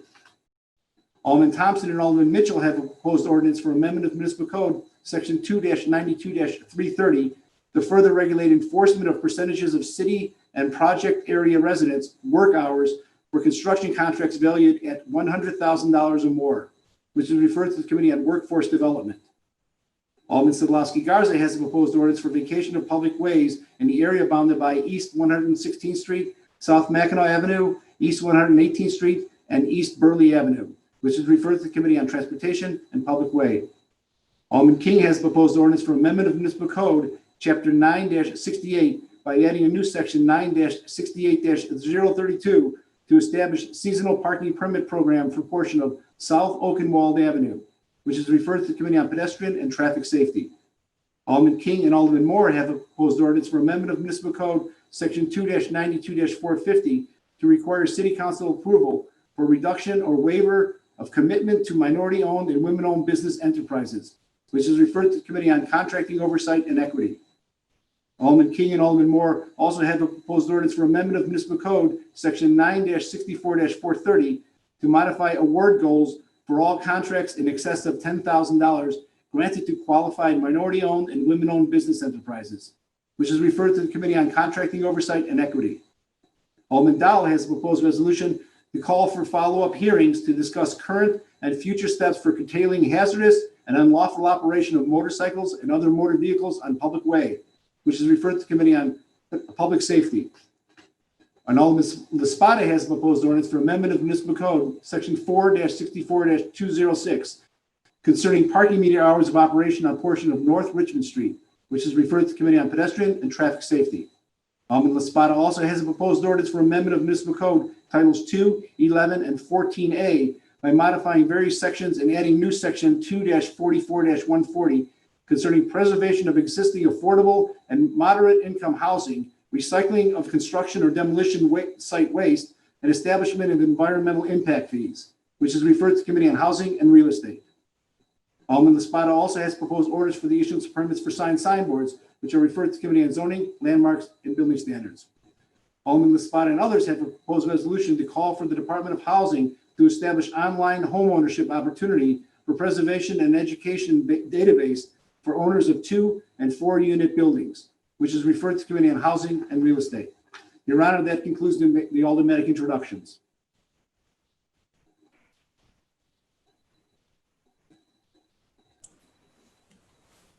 Thank you, Mr. Clerk. Now we move to approval of the journal. Alderman Mitchell. Madam President, I'm not aware of any corrections to the journal and move that it be approved by the same roll call vote as applied to determine quorum. Hearing no objections, so ordered. Unfinished business, Alderman Mitchell. Madam President, I'm not aware of any unfinished business. Thank you. Miscellaneous business, Alderman Mitchell. I'm not aware of any miscellaneous business. Date and time of the next council meeting. I provided an ordinance to the clerk setting the date and the time of the next city council meeting for Wednesday, September 9th at 10 a.m. Mr. Clerk, please read the ordinance. Be it ordained by the City Council of the City of Chicago, Section 1, because an in-person meeting is not practical or prudent due to COVID-19, the next regular meeting of the City Council in accordance with applicable law shall be conducted by video conference on Wednesday, September 9th, 2020, beginning at 10 a.m. and shall provide for remote participation and remote viewing by members of the public if prior to then. The Commissioner of Health issues a written determination that the City Council meeting or City Council can safely proceed with an in-person meeting. The meeting will be held at a location to be determined that can safely accommodate a City Council meeting. Any such written determination will be posted on the City Clerk's website along with an amended meeting agenda, which will include a fixed location by 10 a.m. on Friday, September 4th, 2020. This ordinance shall take effect and be enforced from after its passage. Madam President, if I may, Alderman Mitchell, just one additional note. Folks, as you know, the next City Council meeting is in early September. It's early in September in deference to the various Jewish high holidays in September. We will urge that the committees do their work in August so that we are ready for passage of any matters at the September meeting. Alderman Mitchell, please proceed. I move passage in the omnibus. Hearing no objections, so ordered. Roll call on the omnibus. And again, I remind the aldermen, please make sure that your microphones are unmuted. Thank you, Madam Clerk. Please call the roll. Okay, Reggie. Alderman Laspada. Alderman Laspada. Alderman Hopkins. Aye. Alderman Dowell. Here. They told me about it. Alderman King. No, I think I meant the man. Clerk, one moment. Folks, please make sure that you're muted when you're not speaking. There's a lot of background noise that makes it difficult for the clerk to get an accurate count of the roll. Mr. Clerk, please continue. Alderman King. Alderman King. Here. Alderman Hairston. Yes. Alderman Sawyer. Aye. Alderman Mitchell. Aye. Alderman Harris. Aye. Alderman Beal. Yep. Alderman Sadlowski Garza. Aye. Alderman Thompson. Aye. Alderman Cardenas. Aye. Alderman Quinn. Aye. Alderman Burke. Aye. Alderman Lopez. Aye. Alderman Coleman. Aye. Alderman Moore. Aye. Alderman Curtis. Alderman Curtis. Aye. Alderman O'Shea. Aye. Alderman Taylor. Aye. Alderman Brookins. Alderman Brookins. Alderman Rodriguez. Aye. Aye. Alderman Brookins, are you voting aye? Alderman Rodriguez. Excuse me, aye. Alderman Tabares. Aye. Alderman Scott. Aye. Alderman Cicho Lopez. Aye. Alderman Maldonado. Aye. Alderman Burnett. Aye. Alderman Irvin. Aye. Alderman Taliaferro. Aye. Alderman Raboyes. You messed up. Alderman Raboyes. Alderman Cardona. Aye. Alderman Wagispack. Aye. Alderman Rodriguez Sanchez. Aye. Alderman Austin. Alderman Ramirez Rosa. Aye. Alderman Villegas. Aye. Alderman Mitz. Aye. Alderman Sposato. Yes. Alderman Nugent. Yes. Alderman Vasquez. Aye. Alderman Napolitano. Aye. Alderman Riley. Aye. Alderman Smith. Oh, okay. Aye. Alderman Tunney. Aye. Alderman Gardner. Aye. Alderman Cappleman. Aye. Alderman Martin. Aye. Alderman Osterman. Aye. Alderman Hadden. Aye. Alderman Silverstein. Aye. Alderman Brookins. Alderman Raboyes. Aye.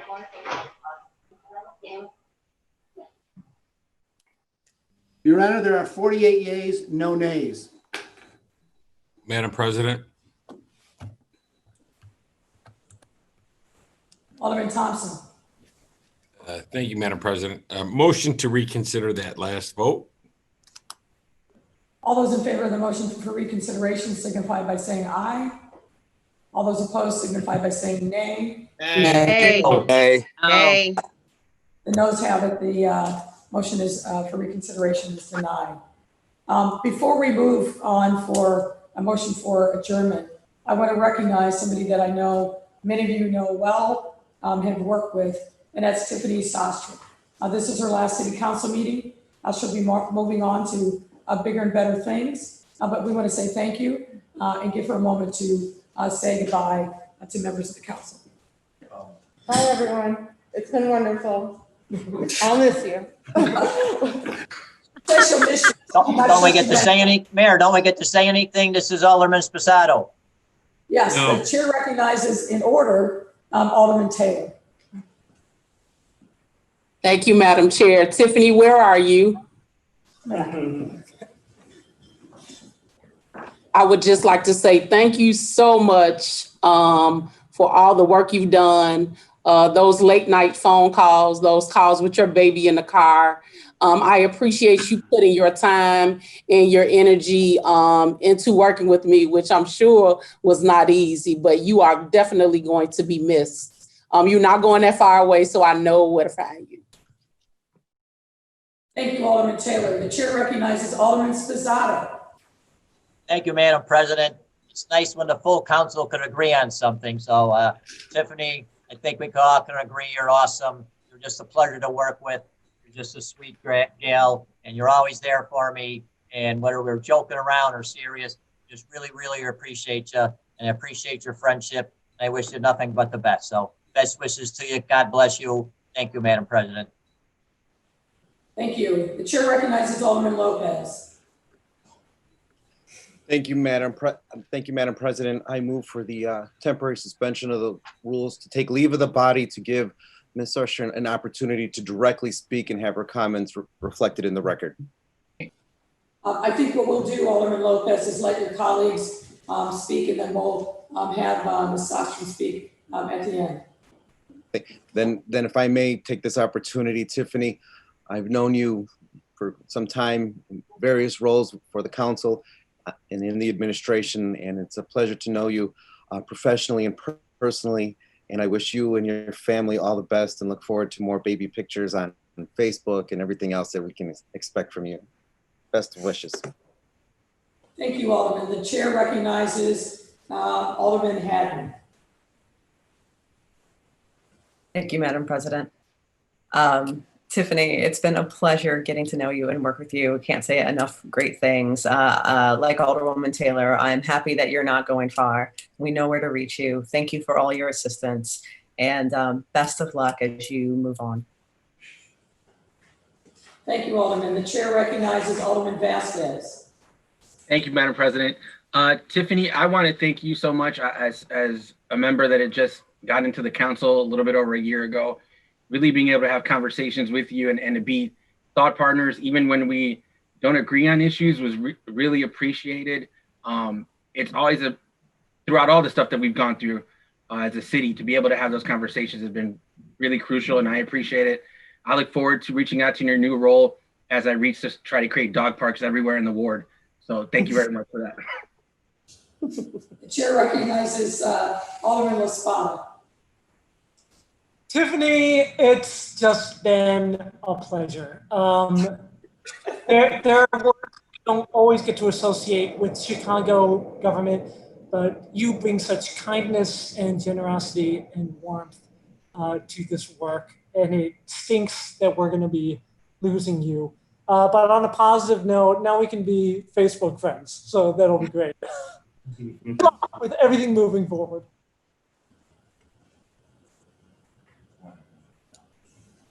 Thank you, Alderman Sposato. The chair recognizes Alderman Scott.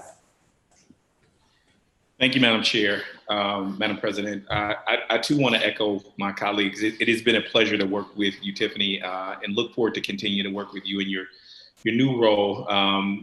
Like Alderman Taylor, I have had those conversations with you, with your daughter in the background, and you cooking and doing all the things that you need to do as a mother, and still being prepared and doing all the things you have to do for us as council members. And that is greatly appreciated, having 3 kids of my own and knowing how hard it is to juggle. So I definitely appreciate you, appreciate the conversations that we've had and all that you do on the work on behalf of the city of Chicago. And good luck in your next endeavor. Thank you, Madam Chair.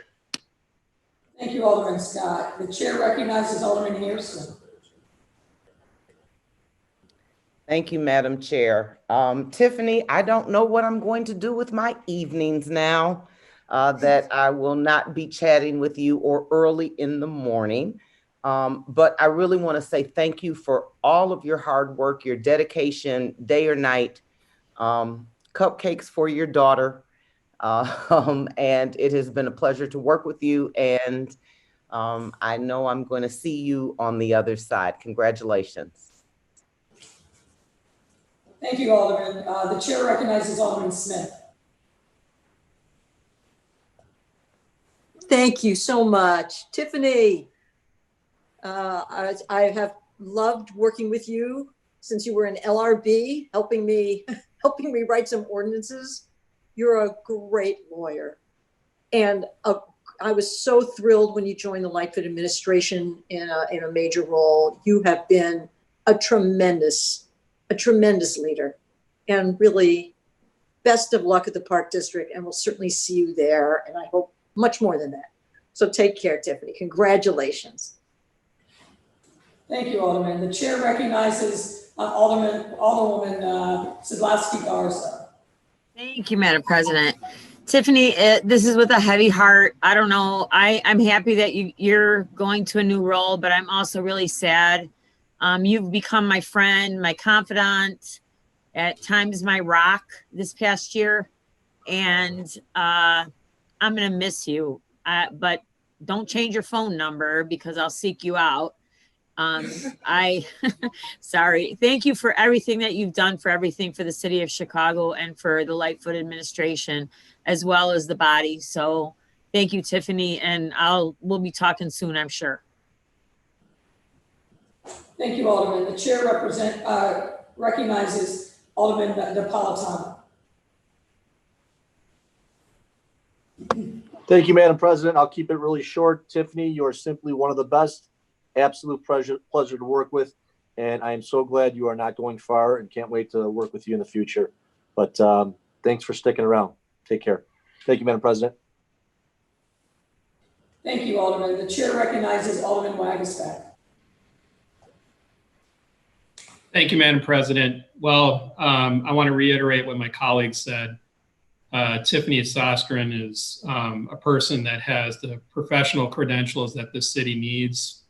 It's good to see that she's going over to the Park District, but I know that aldermen and staff will miss her greatly as we look back at the time that she spent in LRB and working her way up to your office and providing the absolute professionalism, the integrity, and the hard work that really makes your office and the operation of working with the aldermen successful. And can't say enough from my staff and the people that we represent about how much we will miss you, but we know that you'll be tough to replace up there, but we appreciate everything that you've done for us over the past year. Thank you. Thank you, Alderman. The chair recognizes Alderman Burnett. Thank you, Madam President. Tiffany, we've always been impressed and so proud of you. You really rose to the occasion with this job. You know, I got Reggie over here crying right now. He's going to miss you so much. You've been so helpful to our office over the years. I wish you luck, and we look forward to working with you over at the Park District. Good luck. Thank you, Alderman. The chair recognizes Alderman Rodriguez Sanchez.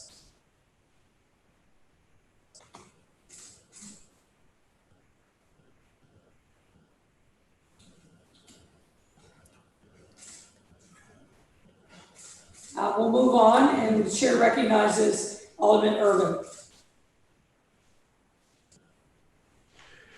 Tiffany. Oh, what fun we had. I would really want to congratulate you on everything that you've done, the help that you've provided from your days, even back at LRB. I've always been helpful to residents of the 28th Ward and your thoughtfulness and everything that you've done up and through the day. We look forward to working with you over at the Park District. I may not need a bunch of dog parks, but I do need a new park in West Garfield Park. So please help us in that endeavor. Thank you. God bless you and the best of luck. Thank you, Alderman. The chair recognizes Alderman Dow. Thank you, Madam Chair. I hope I can get through this, Tiffany. I think you have really blossomed in your role. And I'm glad the mayor tapped you for IGA. And I wish you the best going over to the Park District. The fact that you're going over there shows the confidence that people have in you.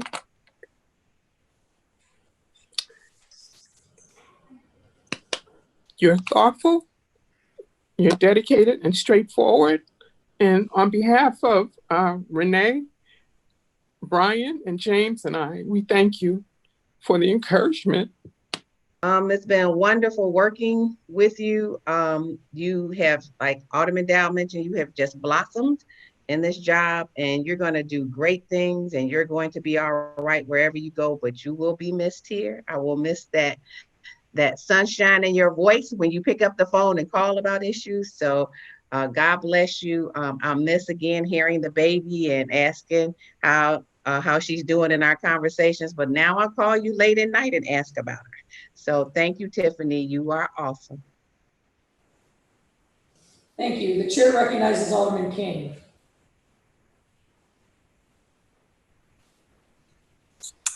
Thank you, Madam President. And, you know, thank you for allowing her to have her flowers because I think so many people appreciate you, Tiffany.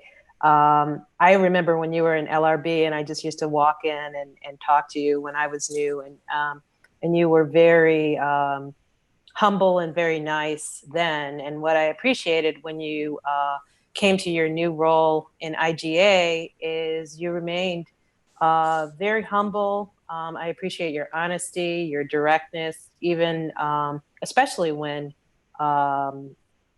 on difficult issues. I just remember what my mother always said, it's not what you say, but how you say it. And I think, even though there are times where there may have been disagreements on issues, you were always very,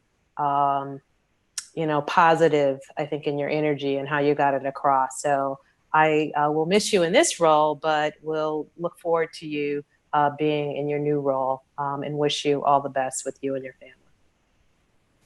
Thank you, Alderman. The chair recognizes Alderman Curtis. Thank you, Madam President. And I'm sorry I have to be childish about this, but Tiffany, I told you, we talked about you leaving. I don't want you to leave, but congratulations anyway. You well deserved it. See you on the other side. Thank you so much, Madam President. Thank you, Alderman Curtis. The chair recognizes Alderman Cicero Lopez. Sorry. Thank you, Madam Chair. And I just want to thank you, Tiffany. I think and congratulations. I think it's always good to have genuine people, especially us as freshman aldermen. Always find you to be always very respectful and helpful. I think what the testimonies are a clear evidence of the work that you do. So, definitely going to miss you, and thank you for all you, for helping us transition in this new role. Thank you again, Tiffany. Thank you, Alderman. The chair recognizes Alderman Osterman. Thank you, Madam President. Tiffany, I just want to congratulate you, wish you all the best at the Park District. Really want to thank you for your leadership over the last few months. I think we're doing this tribute via Zoom, and I think you might have set up the first Zoom call with some of the aldermen. So I just wish you and your family all the best, and I will take Alderman Irvin's dog parks. Thank you, Alderman. The chair recognizes Alderman Rodriguez. Tiffany, congratulations on your next step. I'm really going to miss the conversations, the late night conversations or the early evening conversations where both our kids are yelling in the background. That was always fun. But keep on representing CLA well, and we'll see you at the Park District. Thank you, Alderman. The chair recognizes Alderman Riley. Thank you, Madam President. I wanted to also congratulate Tiffany on her next big step in her career. Like a few people around here, I've had the pleasure of working in and around government for 25 years or so, and I've been fortunate to work with a lot of very talented people. And I can tell you, you're towards the top of that list. You're a great lawyer. You have incredible talent and a great diplomatic way about you that I think has served our mayor very well. So I'm going to be sad to see you go. I'll miss you. I'm sure there's some headaches around here you won't miss so much. My advice is do change your cell phone number as soon as humanly possible. I won't share your other cell phone number with anybody. But congratulations and great luck at the Chicago Park District. They're very lucky to be getting you. And the members of my office will also miss you very much. You have a lot of love and respect coming out of the 42nd Ward office as well. So that's to you, Tiffany, and I know we'll see you soon. Thank you, Madam President. The chair recognizes Alderman Martin. Thank you, Madam Chair. Tiffany, I just wanted to say, in addition to congratulations, thank you. When I started a year ago, I had very little experience and exposure to city government, and I truly valued your time and your candor and your insights as I was learning and getting up and running. as I reflect on being in office a little bit more than a year and knowing how much of that's been consumed by COVID and the sort of instrumental role you've played in literally helping to keep our government functioning. It's that work has been invaluable because the city, we feel the pain, the struggle, the desires of folks firsthand. We've got our fingers on the pulse of our community. And so the ways in which you've been instrumental to help us serve Chicagoans and sometimes their moments of greatest despair is, I hope, something that you can look back on and really treasure, because it's a real privilege serving the people here, and it's been a privilege working with you. Take care. Thank you, Madam Chair. Thank you, Alderman. The chair recognizes Alderman Gardner. Thank you, Madam President. Tiffany, it wasn't that long ago when you almost fainted in the chamber and you had to resurrect my EMT skills from the fire department. And although I was a little rusty, you were very patient and kind with me, and I appreciate that. Thank you for your service to the city, and I look forward to continuing our friendship. And I wish you all the best in your future endeavors. Thank you, Alderman. The chair recognizes Alderman Coleman. Thank you, Madam Chair. You all know her as Tiffany, but I know her as Jessica Pearson of the mayor's administration. It's an insider, and you all will never understand because I am Jessica's favorite alderman. As I look at you wilting, I'm reminded of this little beautiful face tearing up. But you believed in me, what I was passionate about, and you supported me. So thank you. I'm so excited about your future. I too do not need any dog parks. However, I know you will be helpful in getting that elementary school size gym at Moran Park, as the mayor and I have discussed in this last year. So congratulations, Tiffany. I'm so excited about your future. Keep that smile because it is so contagious. I love you. Thank you, Alderman Coleman. The chair recognizes Alderman Mitz. Thank you, Tiffany. I want to also commend you on your promotion. It's been exciting to have worked with you over the years. I do remember a license committee meeting, and I tell you, I'm sure you've gotten stronger since then, and having just worked in the council, have prepared you for your endeavors that you're moving toward now. So on behalf of my staff and 37 Ward, we really appreciate you. You were mentored by some great teammates there, and there's some that's working with you going to be just fine as well. So congratulations. Looking forward to seeing you around real soon. Thank you. Thank you, Alderman. The chair recognizes Alderman Taliaferro. Thank you, Madam President. Tiffany, let me just take this second to say congratulations. I know you'll exceed the expectations of the Chicago Park District, but I also want to thank you so much for not only guiding me, but guiding a lot of my colleagues through some very difficult ordinances and resolutions that we voted on. And thank you so much. You've been a great asset to this administration and the past administration as well. Good luck in your future endeavors, and the Park District has stolen a gem from us. Thank you. Thank you, Madam President. Thank you, Alderman. The chair recognizes Alderman Moore. I was hesitant to say anything because when she started working for the mayor's office, she got a little high and mighty and stopped giving me chocolates that she used to give me in our LRB. So now I've gotten skinny. And so that's a problem. And then two is that the fact that people saying she's not going far and I'm progressing on new positions, I am just as active over in the Park District. So this is nowhere near goodbye.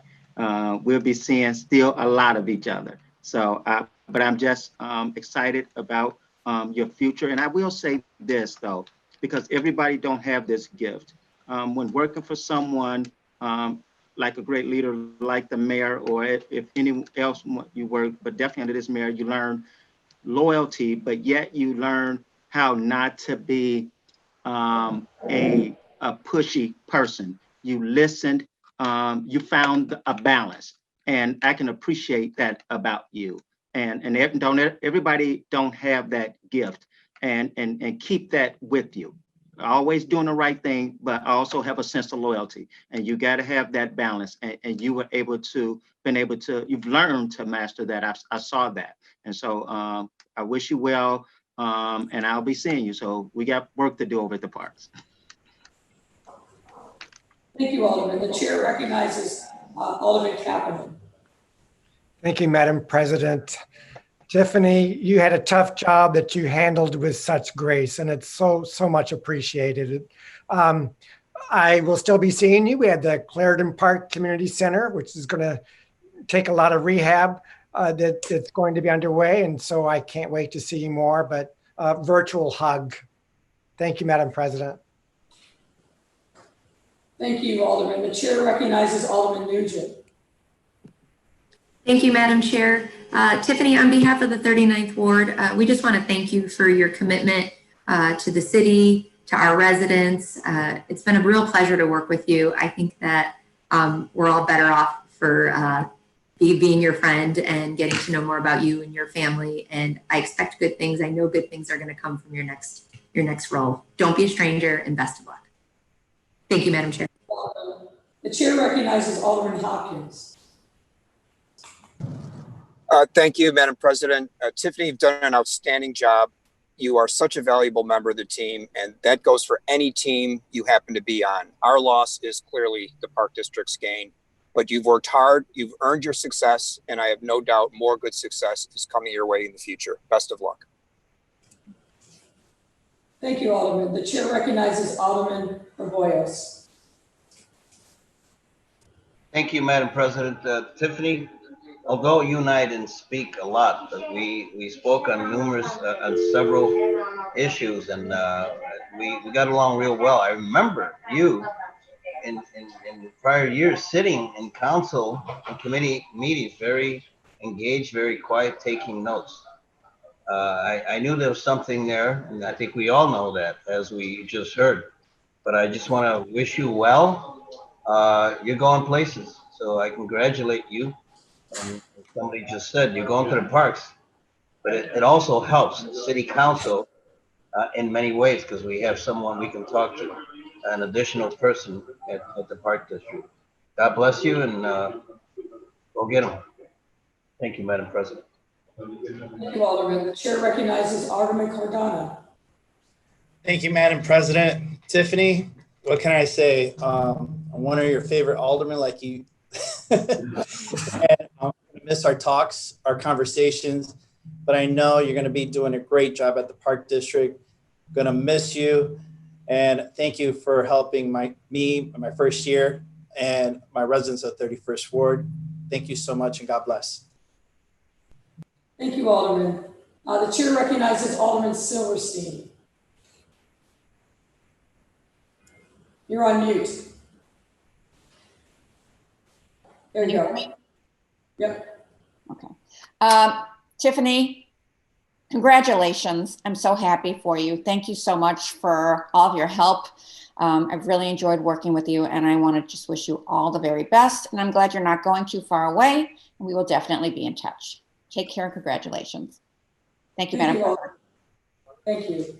And last but not least, probably the person who will ultimately miss Tiffany the most is our great clerk, Anna Valencia. Madam Clerk.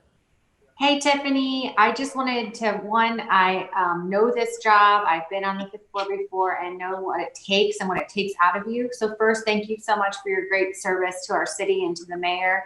I know she's leaned on you a lot, and you were very helpful in her first year, which is very important. And as seeing another young woman of color and a mama to a young baby girl, I just really appreciate the woman warrior that you are. And I know that you're going to do great at the parks. We're going to miss you here at the clerk's office. And you were always very good at keeping us in the loop. I know sometimes we can be forgotten a little bit as not being aldermen, but I just wanted to say thank you and well wishes to you and your family. I'm sure your husband, your baby are excited to get a little bit of your time back. And I will still see you around. Thank you, Madam Clerk. I would just say on behalf of myself and your colleagues, job well done. You've been with us since the transition. You worked your tail off. And as attested by the members of this great body, nights, weekends, mornings, you've done it all. We are definitely going to miss you, but I want to thank you publicly for your tremendous contributions to us and to me over the course of this next year. We wish you nothing but success. And I think as the clerk said, we're grateful that you'll get a little bit of your time back for yourself and your family. Thank you very much. And we'll have a private moment with the team, but thank you. Alderman Lopez, do you renew your motion to grant Ms. Sastrin the privilege of addressing this body? Yes, Madam President, I renew my motion to take leave of the body to allow Tiffany the opportunity to address the City Council. Hearing no objection, so ordered. Tiffany, the floor is yours. Well, I could have never imagined that I would be sitting in the mayor's chair now addressing the City Council of Chicago. This has been an honor from beginning to end. I think each and every alderman, past and current, for your friendship, your honesty, your respect, your leadership. I have loved working here, and I'll continue to love working for the City of Chicago. I'm tearing up a little bit, but I'm not going to cry in front of the world. But I also want to thank you, Mayor, for giving me a chance to do this. This was a job that I actually thought I would love to do that job, but there's no way that they would take a chance on me, and yet here I am. So thank you all so much. I'm really emotional, and thank you to my team that has been fantastic, and I love everybody, so thank you. Congrats, yay. Yay. Are you, Tiffany? Yay, Tiffany. Go, go, go, Tiffany. Go, girl. Go, Tiffany. Go, girl. All right. Alderman Mitchell, is a motion to adjourn? Yes. There being no further business before the body, I move that we adjourn by the same roll call vote as applied to determine quorum. Hearing no objection, so ordered. The motion is carried. The council is adjourned. Thank you, everyone. Thank Be safe. you.